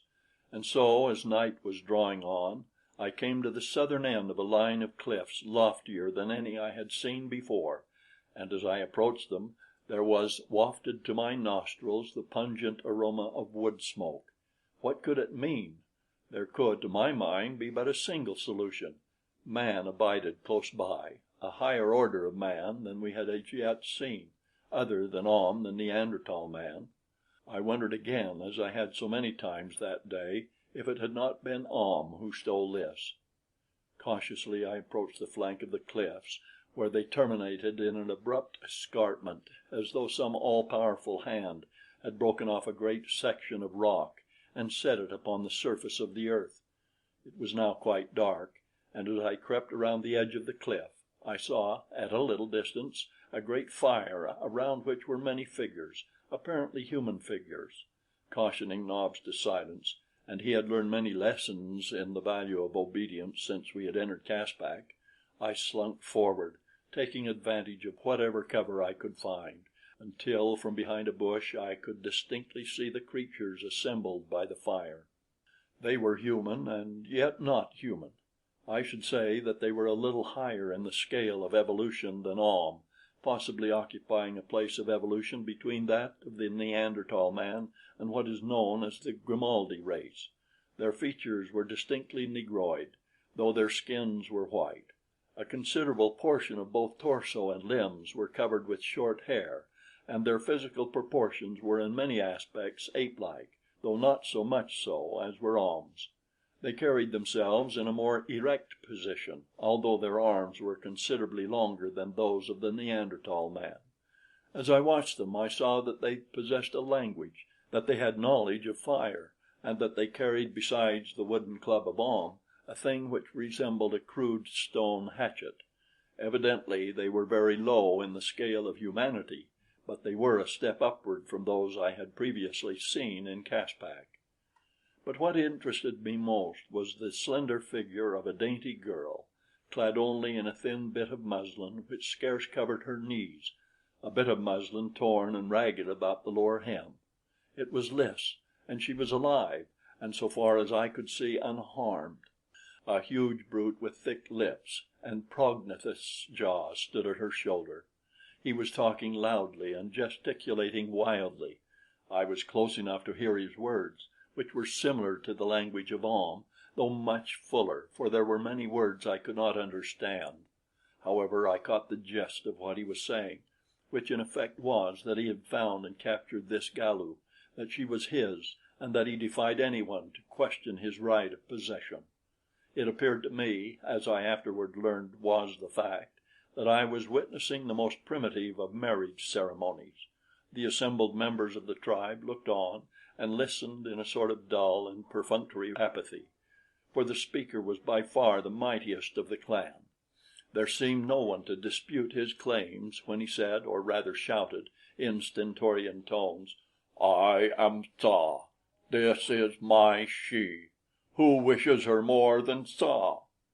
"I do," I said in the language of Aum, and I stepped out into the firelight before them. Lys gave a little cry of joy and started toward me, but Tsa grasped her arm and dragged her back. "Who are you?" shrieked Tsa. "I kill, I kill, I kill!" "The she is mine," I replied, "and I have come to claim her. I kill if you do not let her come to me." And I raised my pistol to a level with his heart. Of course the creature had no conception of the purpose of the strange little implement which I was poking toward him. With a sound that was half human and half the growl of a wild beast, he sprang toward me. I aimed at his heart and fired, and as he sprawled headlong to the ground, the others of his tribe, overcome by fright at the report of the pistol, scattered toward the cliffs, while Lys with outstretched arms ran toward me. As I crushed her to me, there rose from the black night behind us, and then to our right and to our left, a series of frightful screams and shrieks, bellowings, roars and growls. It was the night life of this jungle world coming into its own, the huge, carnivorous, nocturnal beasts which make the nights of Caspak hideous. A shuddering sob ran through Lys's figure. "Oh God," she cried, "give me the strength to endure for his sake." I saw that she was upon the verge of a breakdown after all that she must have passed through of fear and horror that day, and I tried to quiet and reassure her as best I might. But even to me the future looked most unpromising, for what chance of life had we against the frightful hunters of the night who even now were prowling closer to us? Now I turned to see what had become of the tribe, and in the fitful glare of the fire I perceived that the face of the cliff was pitted with large holes into which the man things were clambering. "Come," I said to Lys, "we must follow them. We cannot last a half hour out here. We must find a cave." Already we could see the blazing green eyes of the hungry carnivora. I seized a brand from the fire and hurled it out into the night, and there came back an answering chorus of savage and rageful protest. But the eyes vanished for a short time. Selecting a burning branch for each of us, we advanced toward the cliffs, where we were met by angry threats. "They will kill us," said Lys. "We may as well keep on in search of another refuge." "They will not kill us so surely as will those others out there," I replied. "I'm going to seek shelter in one of these caves, nor will the man things prevent." And I kept on in the direction of the cliff's base. A huge creature stood upon a ledge and brandished his stone hatchet. "Come, and I will kill you and take the she," he boasted. "You saw how Tsa fared when he would have kept my she," I replied in his own tongue. "Thus will you fare and all your fellows if you do not permit us to come in peace among you out of the dangers of the night." "Go north!" he screamed. "Go north among the Galus, and we will not harm you. Some day will we be Galus, but now we are not. You do not belong among us. Go away, or we will kill you. The she may remain if she is afraid, and we will keep her, but the he must depart." "The he won't depart," I replied, and approached still nearer. Rough and narrow ledges formed by nature gave access to the upper caves. A man might scale them if unhampered and unhindered, but to clamber upward in the face of a belligerent tribe of half men, and with a girl to assist, was beyond my capability. "I do not fear you," screamed the creature. "You were close to Tsa, but I am far above you. You cannot harm me as you harmed Tsa. Go away." I placed a foot upon the lowest ledge and clambered upward, reaching down and pulling Lys to my side. Already I felt safer. Soon we would be out of danger of the beasts again closing in upon us. The man above us raised his stone hatchet above his head and leaped lightly down to meet us. His position above me gave him a great advantage, or at least so he probably thought, for he came with every show of confidence. I hated to do it, but there seemed no other way, and so I shot him down as I had shot down Tsa. "You see," I cried to his fellows, "that I can kill you wherever you may be. A long way off I can kill you as well as I can kill you near by. Let us come among you in peace. I will not harm you if you do not harm us. We will take a cave high up. Speak."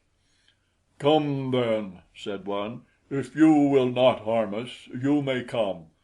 Take Tsa's hole, which lies above you." The creature showed us the mouth of a black cave, but he kept at a distance while he did it, and Lys followed me as I crawled in to explore. I had matches with me, and in the light of one I found a small cavern with a flat roof and floor which followed the cleavage of the strata. Pieces of the roof had fallen at some long distant date, as was evidenced by the depth of the filth and rubble in which they were embedded. Even a superficial examination revealed the fact that nothing had ever been attempted that might have improved the livability of the cavern, nor should I judge had it ever been cleaned out. With considerable difficulty I loosened some of the larger pieces of broken rock which littered the floor, and placed them as a barrier before the doorway. It was too dark to do more than this.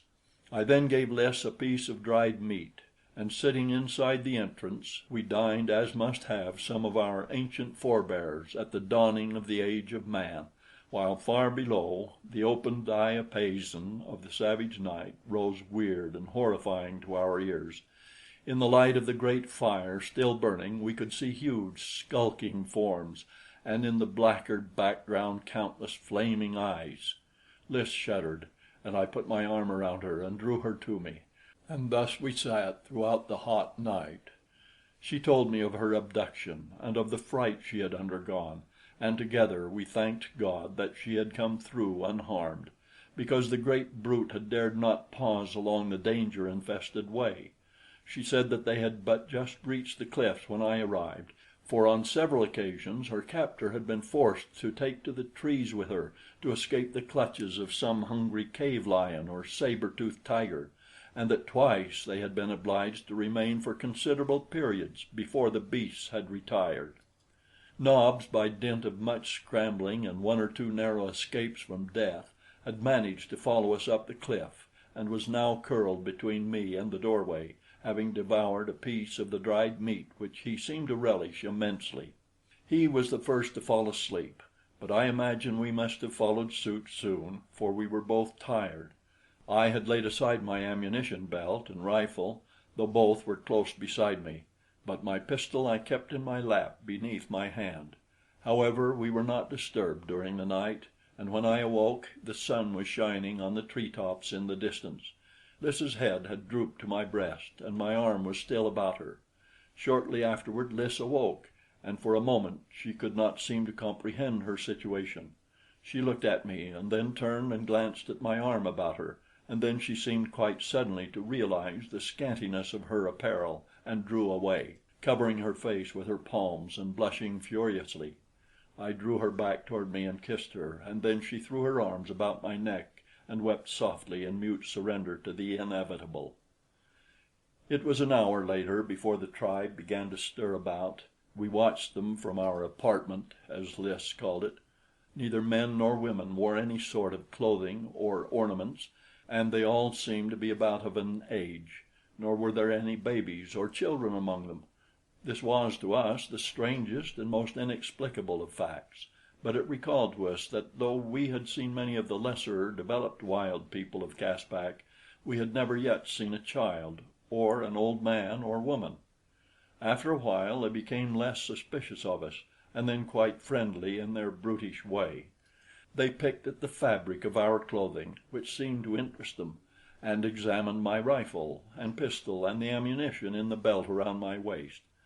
I showed them the thermos bottle, and when I poured a little water from it, they were delighted, thinking that it was a spring which I carried about with me, a never failing source of water supply.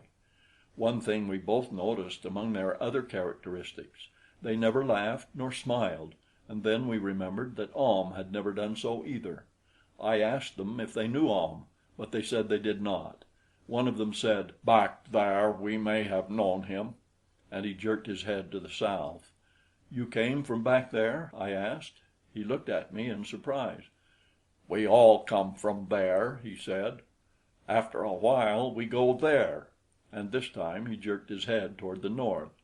"Be Galus," he concluded.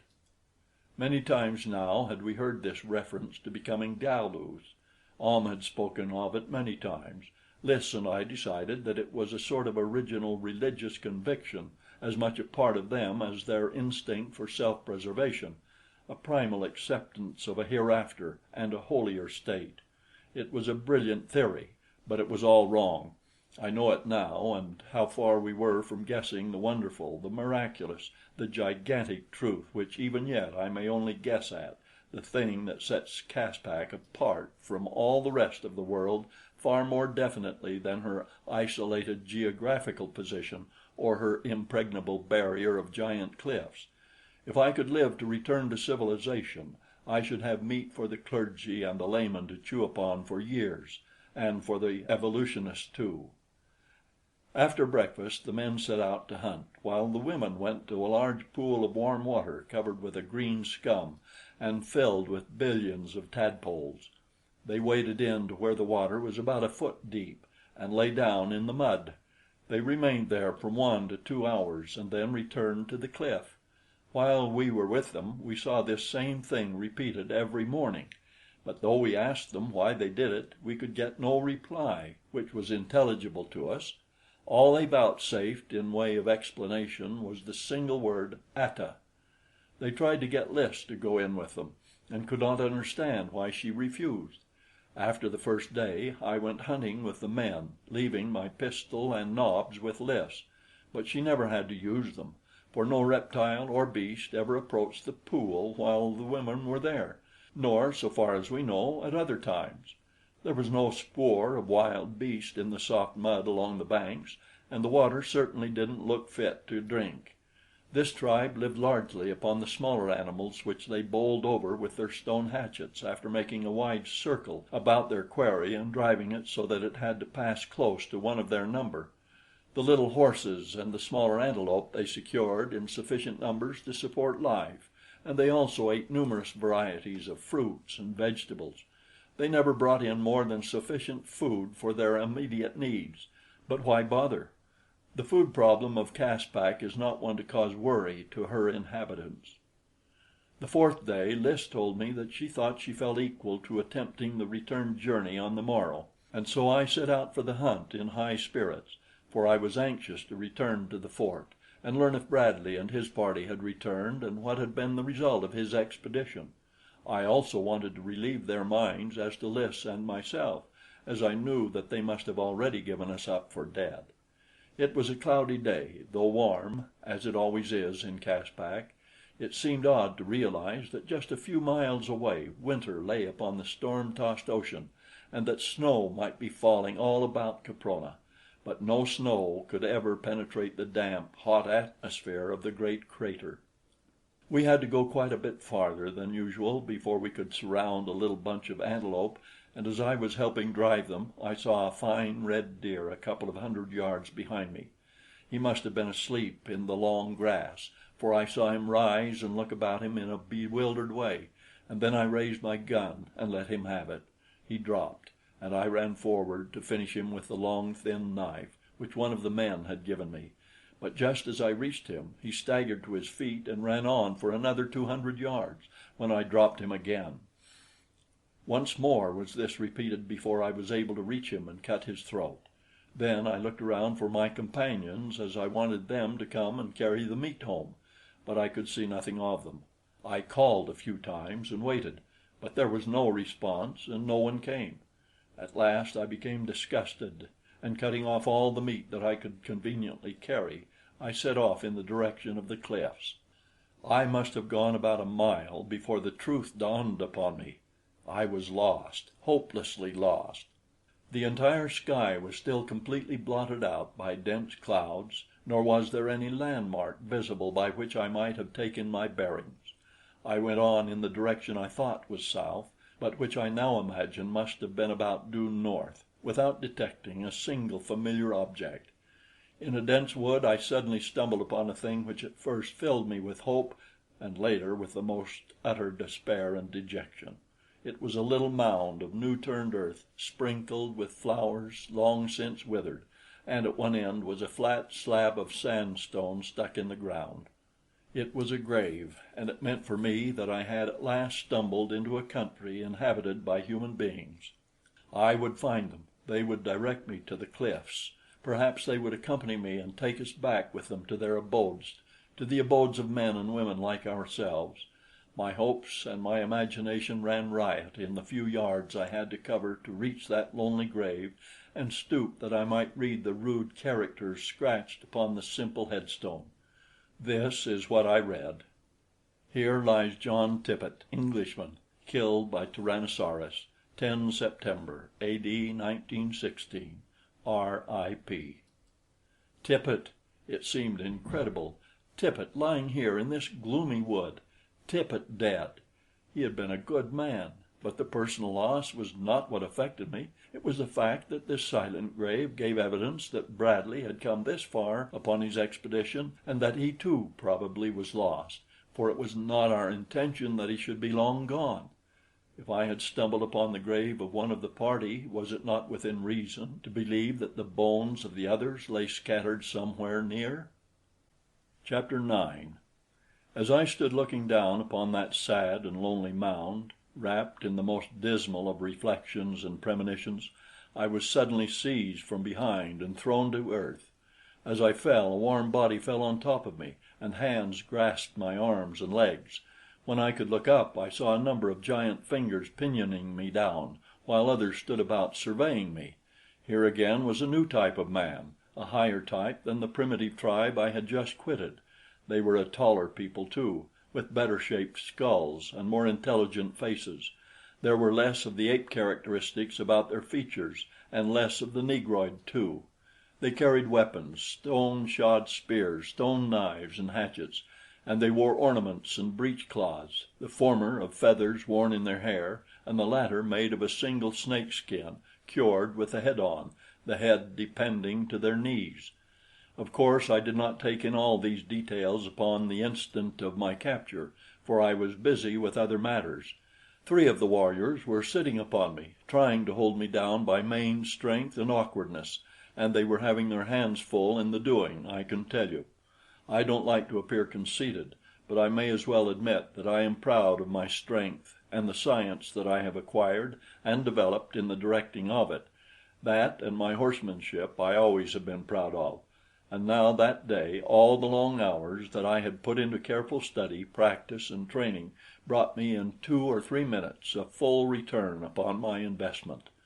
Californians, as a rule, are familiar with jiu jitsu, and I especially had made a study of it for several years, both at school and in the gym of the Los Angeles Athletic Club, while recently I had had in my employ a Japanese who was a wonder at the art.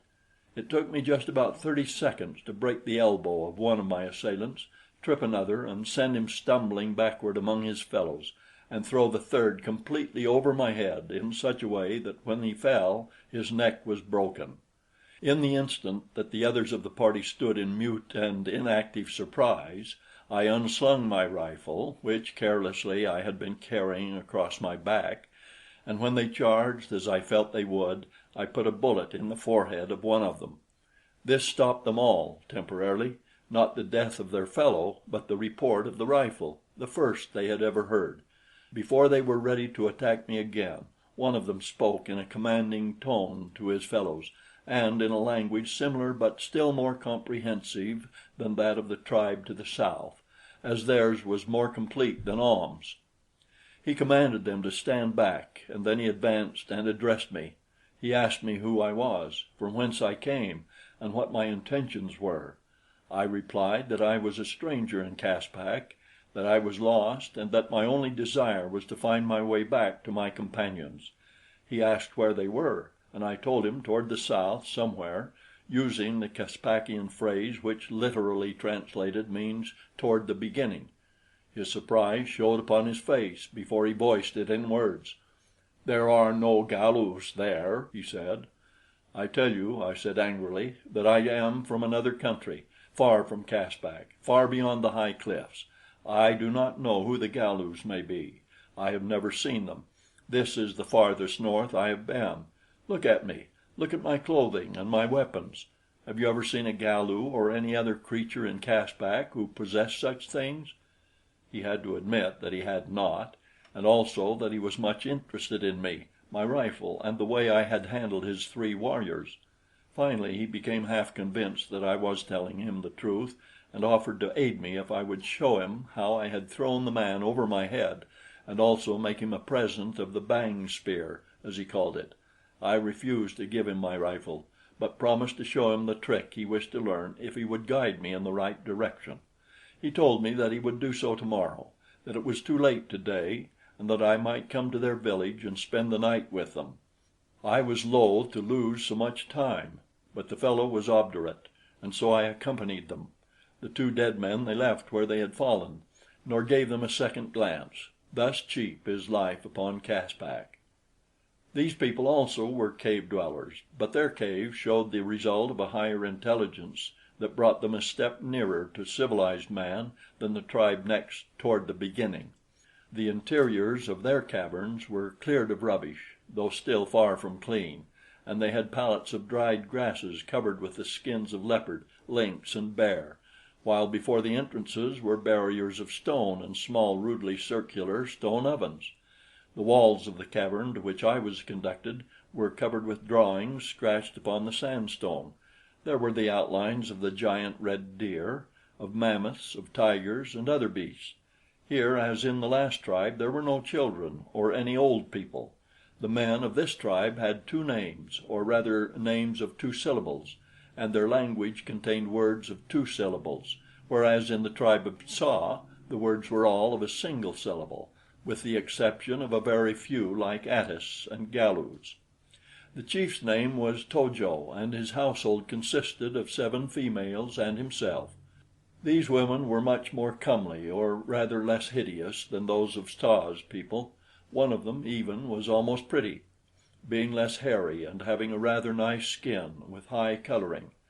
They were all much interested in me and examined my clothing and equipment carefully, handling and feeling and smelling of each article.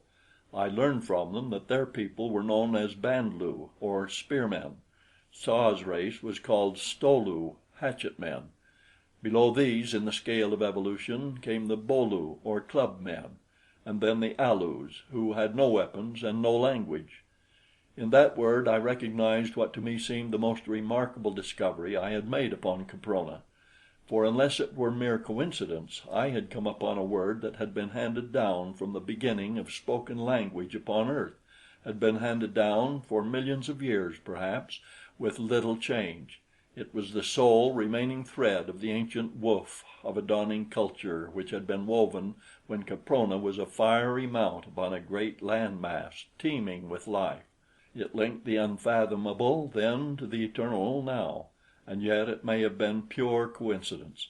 My better judgment tells me that it is coincidence that in Caspak the term for speechless man is Alus, and in the outer world of our own day it is Alalus. The comely woman of whom I spoke was called So ta, and she took such a lively interest in me that To jo finally objected to her attentions, emphasizing his displeasure by knocking her down and kicking her into a corner of the cavern. I leaped between them while he was still kicking her, and obtaining a quick hold upon him, dragged him screaming with pain from the cave. Then I made him promise not to hurt the she again upon pain of worse punishment. So ta gave me a grateful look, but To jo and the balance of his women were sullen and ominous. Later in the evening So ta confided to me that she was soon to leave the tribe. "So ta soon to be Kro lu," she confided in a low whisper. I asked her what a Kro lu might be, and she tried to explain, but I do not yet know if I understood her. From her gestures I deduced that the Kro lus were a people who were armed with bows and arrows, had vessels in which to cook their food, and huts of some sort in which they lived and were accompanied by animals.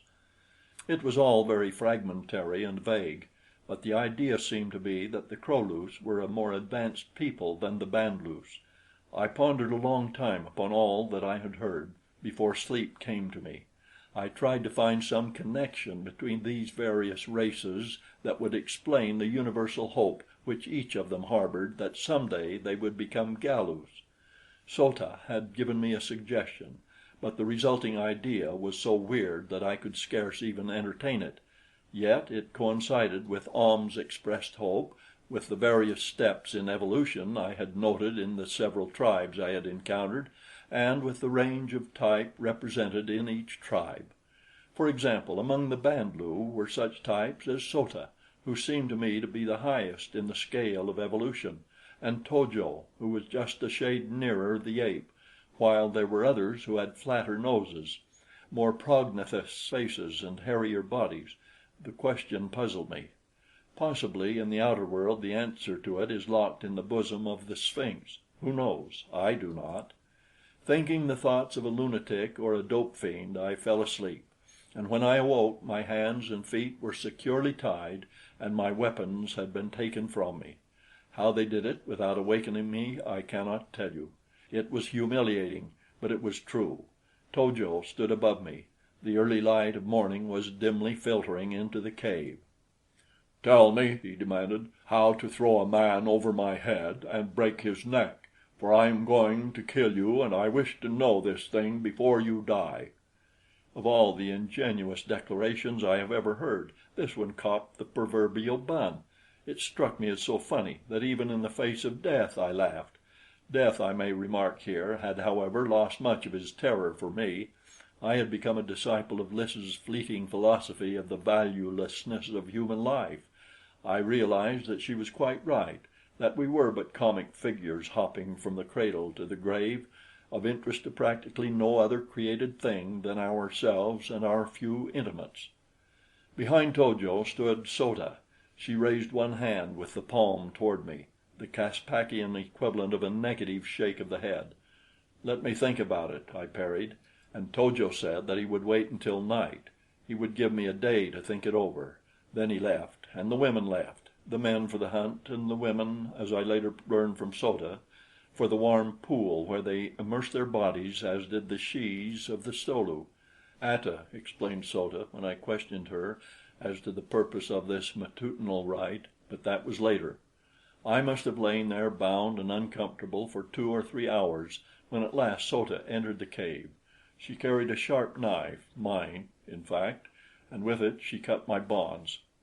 "Come," she said. "So ta will go with you back to the Galus. It is time that So ta left the Band lu. Together we will go to the Kro lu, and after that the Galus. To jo will kill you tonight. He will kill So ta if he knows that So ta aided you. We will go together."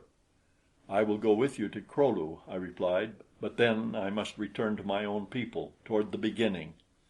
"You cannot go back," she said. "It is forbidden. They would kill you. Thus far have you come. There is no returning." "But I must return," I insisted. "My people are there. I must return and lead them in this direction." She insisted and I insisted, but at last we compromised. I was to escort her as far as the country of the Kro lu, and then I was to go back after my own people and lead them north into a land where the dangers were fewer and the people less murderous. She brought me all my belongings that had been filched from me, rifle, ammunition, knife and thermos bottle, and then hand in hand we descended the cliff and set off toward the north. For 3 days we continued upon our way until we arrived outside a village of thatched huts just at dusk. So ta said that she would enter alone. I must not be seen if I did not intend to remain, as it was forbidden that one should return and live after having advanced this far. So she left me. She was a dear girl and a staunch and true comrade, more like a man than a woman. In her simple barbaric way she was both refined and chaste. She had been the wife of To jo. Among the Kro lu she would find another mate after the manner of the strange Caspakian world, but she told me very frankly that whenever I returned she would leave her mate and come to me, as she preferred me above all others. I was becoming a ladies' man after a lifetime of bashfulness. At the outskirts of the village I left her without even seeing the sort of people who inhabited it, and set off through the growing darkness toward the south. On the third day I made a detour westward to avoid the country of the Band lu, as I did not care to be detained by a meeting with To jo. On the sixth day I came to the cliffs of the Sto lu, and my heart beat fast as I approached them, for here was Lys. Soon I would hold her tight in my arms again. Soon her warm lips would merge with mine. I felt sure that she was still safe among the hatchet people, and I was already picturing the joy and the love light in her eyes when she should see me once more as I emerged from the last clump of trees and almost ran toward the cliffs. It was late in the morning. The women must have returned from the pool. Yet as I drew near, I saw no sign of life whatever. They have remained longer, I thought. But when I was quite close to the base of the cliffs, I saw that which dashed my hopes and my happiness to earth. Strewn along the ground were a score of mute and horrible suggestions of what had taken place during my absence: bones picked clean of flesh, the bones of manlike creatures, the bones of many of the tribe of Sto lu. Nor in any cave was there sign of life. Closely I examined the ghastly remains, fearful each instant that I should find the dainty skull that would shatter my happiness for life. But though I searched diligently, picking up every one of the 20-odd skulls, I found none that was the skull of a creature but slightly removed from the ape. Hope, then, still lived. For another 3 days I searched north and south, east and west for the hatchet men of Caspak, but never a trace of them did I find. It was raining most of the time now, and the weather was as near cold as it ever seems to get on Caprona. At last I gave up the search and set off toward Fort Dinosaur. For a week filled with the terrors and dangers of a primeval world, I pushed on in the direction I thought was south. The sun never shone, the rain scarcely ever ceased falling. The beasts I met with were fewer in number but infinitely more terrible in temper.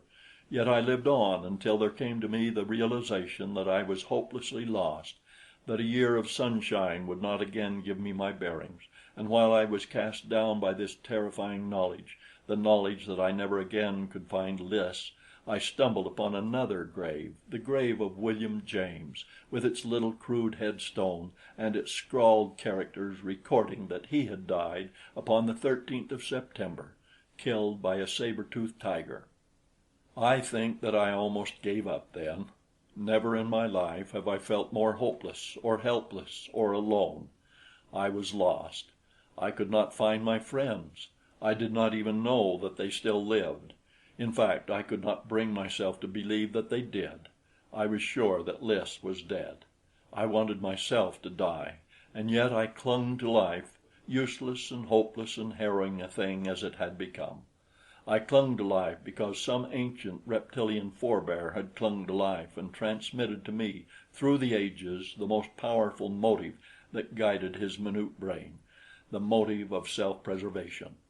At last I came to the Great Barrier Cliffs, and after 3 days of mad effort, of maniacal effort, I scaled them. I built crude ladders, I wedged sticks in narrow fissures, I chopped toe holds and finger holds with my long knife, but at last I scaled them. Near the summit I came upon a huge cavern. It is the abode of some mighty winged creature of the Triassic, or rather it was. Now it is mine. I slew the thing and took its abode. I reached the summit and looked out upon the broad, gray, terrible Pacific of the far southern winter. It was cold up there. It is cold here today. Yet here I sit watching, watching for the thing I know will never come, for a sail. Chapter 10. Once a day I descend to the base of the cliff and hunt, and fill my stomach with water from a clear, cold spring. I have 3 gourds which I fill with water and take back to my cave against the long nights. I have fashioned a spear and a bow and arrow, that I may conserve my ammunition, which is running low. My clothes are worn to shreds. Tomorrow I shall discard them for leopard skins which I have tanned and sewn into a garment strong and warm. It is cold up here. I have a fire burning, and I sit bent over it while I write, but I am safe here. No other living creature ventures to the chill summit of the barrier cliffs. I am safe, and I am alone with my sorrows and my remembered joys, but without hope.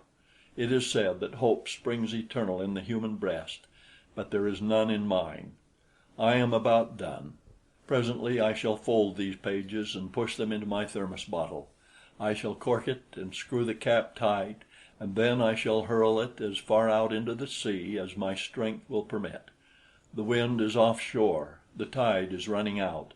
Perhaps it will be carried into one of those numerous ocean currents which sweep perpetually from pole to pole and from continent to continent, to be deposited at last upon some inhabited shore. If fate is kind and this does happen, then for God's sake come and get me. It was a week ago that I wrote the preceding paragraph, which I thought would end the written record of my life upon Caprona. I had paused to put a new point on my quill and stir the crude ink which I made by crushing a black variety of berry and mixing it with water, before attaching my signature, when faintly from the valley far below came an unmistakable sound which brought me to my feet, trembling with excitement, to peer eagerly downward from my dizzy ledge. How full of meaning that sound was to me you may guess when I tell you that it was the report of a firearm. For a moment my gaze traversed the landscape beneath until it was caught and held by 4 figures near the base of the cliff, a human figure held at bay by 3 hyaenodons, those ferocious and bloodthirsty wild dogs of the Eocene. A 4th beast lay dead or dying near by. I couldn't be sure, looking down from above as I was, but yet I trembled like a leaf in the intuitive belief that it was Lys, and my judgment served to confirm my wild desire, for whoever it was carried only a pistol, and thus had Lys been armed. The first wave of sudden joy which surged through me was short-lived in the face of the swift following conviction that the one who fought below was already doomed. Luck, and only luck it must have been, which had permitted that first shot to lay low one of the savage creatures, for even such a heavy weapon as my pistol is entirely inadequate against even the lesser carnivora of Caspak. In a moment the 3 would charge. A futile shot would but tend more greatly to enrage the one it chanced to hit, and then the 3 would drag down the little human figure and tear it to pieces. And maybe it was Lys. My heart stood still at the thought, but mind and muscle responded to the quick decision I was forced to make. There was but a single hope, a single chance, and I took it. I raised my rifle to my shoulder and took careful aim. It was a long shot, a dangerous shot, for unless one is accustomed to it, shooting from a considerable altitude is most deceptive work. There is, though, something about marksmanship which is quite beyond all scientific laws. Upon no other theory can I explain my marksmanship of that moment. 3 times my rifle spoke, 3 quick, short syllables of death. I did not take conscious aim, and yet at each report a beast crumpled in its tracks. From my ledge to the base of the cliff is a matter of several thousand feet of dangerous climbing, yet I venture to say that the first ape from whose loins my line has descended never could have equaled the speed with which I literally dropped down the face of that rugged escarpment.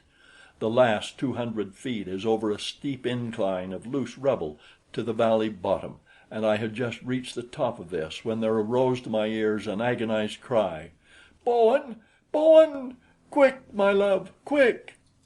I had been too much occupied with the dangers of the descent to glance down toward the valley, but that cry, which told me that it was indeed Lys, and that she was again in danger, brought my eyes quickly upon her in time to see a hairy, burly brute seize her and start off at a run toward the nearby wood.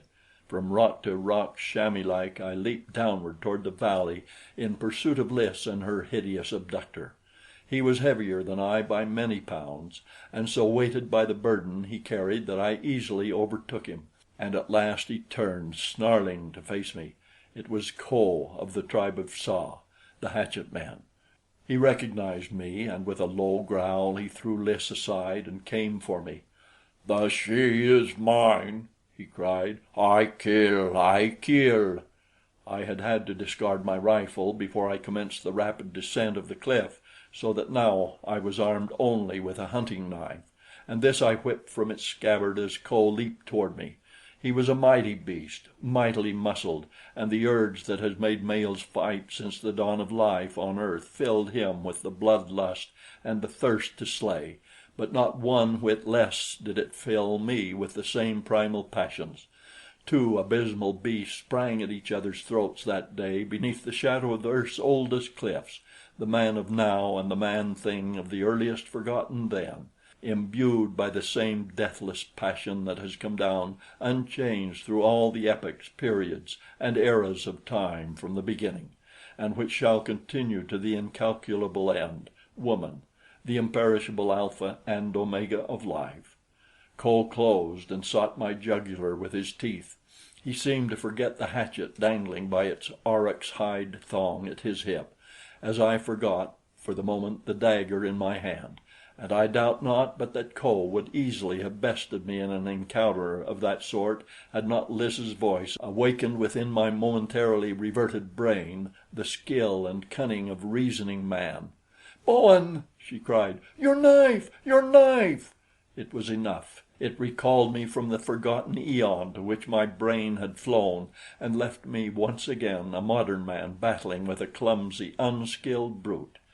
No longer did my jaws snap at the hairy throat before me, but instead my knife sought and found a space between two ribs over the savage heart. Kho voiced a single horrid scream, stiffened spasmodically, and sank to the earth. And Lys threw herself into my arms. All the fears and sorrows of the past were wiped away, and once again I was the happiest of men. With some misgivings, I shortly afterward cast my eyes upward toward the precarious ledge which ran before my cave, for it seemed to me quite beyond all reason to expect a dainty modern belle to essay the perils of that frightful climb. I asked her if she thought she could brave the ascent, and she laughed gaily in my face. "Watch!" she cried, and ran eagerly toward the base of the cliff. Like a squirrel she clambered swiftly aloft, so that I was forced to exert myself to keep pace with her. At first she frightened me, but presently I was aware that she was quite as safe here as was I. When we finally came to my ledge and I again held her in my arms, she recalled to my mind that for several weeks she had been living the life of a cave girl with the tribe of hatchet men. They had been driven from their former caves by another tribe which had slain many and carried off quite half the females, and the new cliffs to which they had flown had proven far higher and more precipitous, so that she had become, through necessity, a most practiced climber. She told me of Kho's desire for her, since all his females had been stolen, and of how her life had been a constant nightmare of terror as she sought by night and by day to elude the great brute. For a time Nobs had been all the protection she required, but one day he disappeared, nor has she seen him since. She believes that he was deliberately made away with, and so do I, for we both are sure that he never would have deserted her. With her means of protection gone, Lys was now at the mercy of the hatchet man, nor was it many hours before he had caught her at the base of the cliff and seized her. But as he bore her triumphantly aloft toward his cave, she had managed to break loose and escape him. "For 3 days he has pursued me," she said, "through this horrible world. How I have passed through in safety I cannot guess, nor how I have always managed to outdistance him, yet I have done it, until just as you discovered me. Fate was kind to us, Bowen." I nodded my head in assent and crushed her to me, and then we talked and planned as I cooked antelope steaks over my fire, and we came to the conclusion that there was no hope of rescue, that she and I were doomed to live and die upon Caprona. Well, it might be worse. I would rather live here always with Lys than to live elsewhere without her, and she, dear girl, says the same of me. But I am afraid of this life for her. It is a hard, fierce, dangerous life, and I shall pray always that we shall be rescued from it, for her sake. That night the clouds broke and the moon shone down upon our little ledge, and there, hand in hand, we turned our faces toward heaven and plighted our troth beneath the eyes of God. No human agency could have married us more sacredly than we are wed. We are man and wife, and we are content. If God wills it, we shall live out our lives here. If he wills otherwise, then this manuscript, which I shall now consign to the inscrutable forces of the sea, shall fall into friendly hands. However, we are each without hope, and so we say good-bye in this, our last message to the world beyond the barrier cliffs. Signed, Bowen J. Tyler, Jr., List LaRue Tyler. End of Chapter 10. End of The Land That Time Forgot by Edgar Rice Burroughs.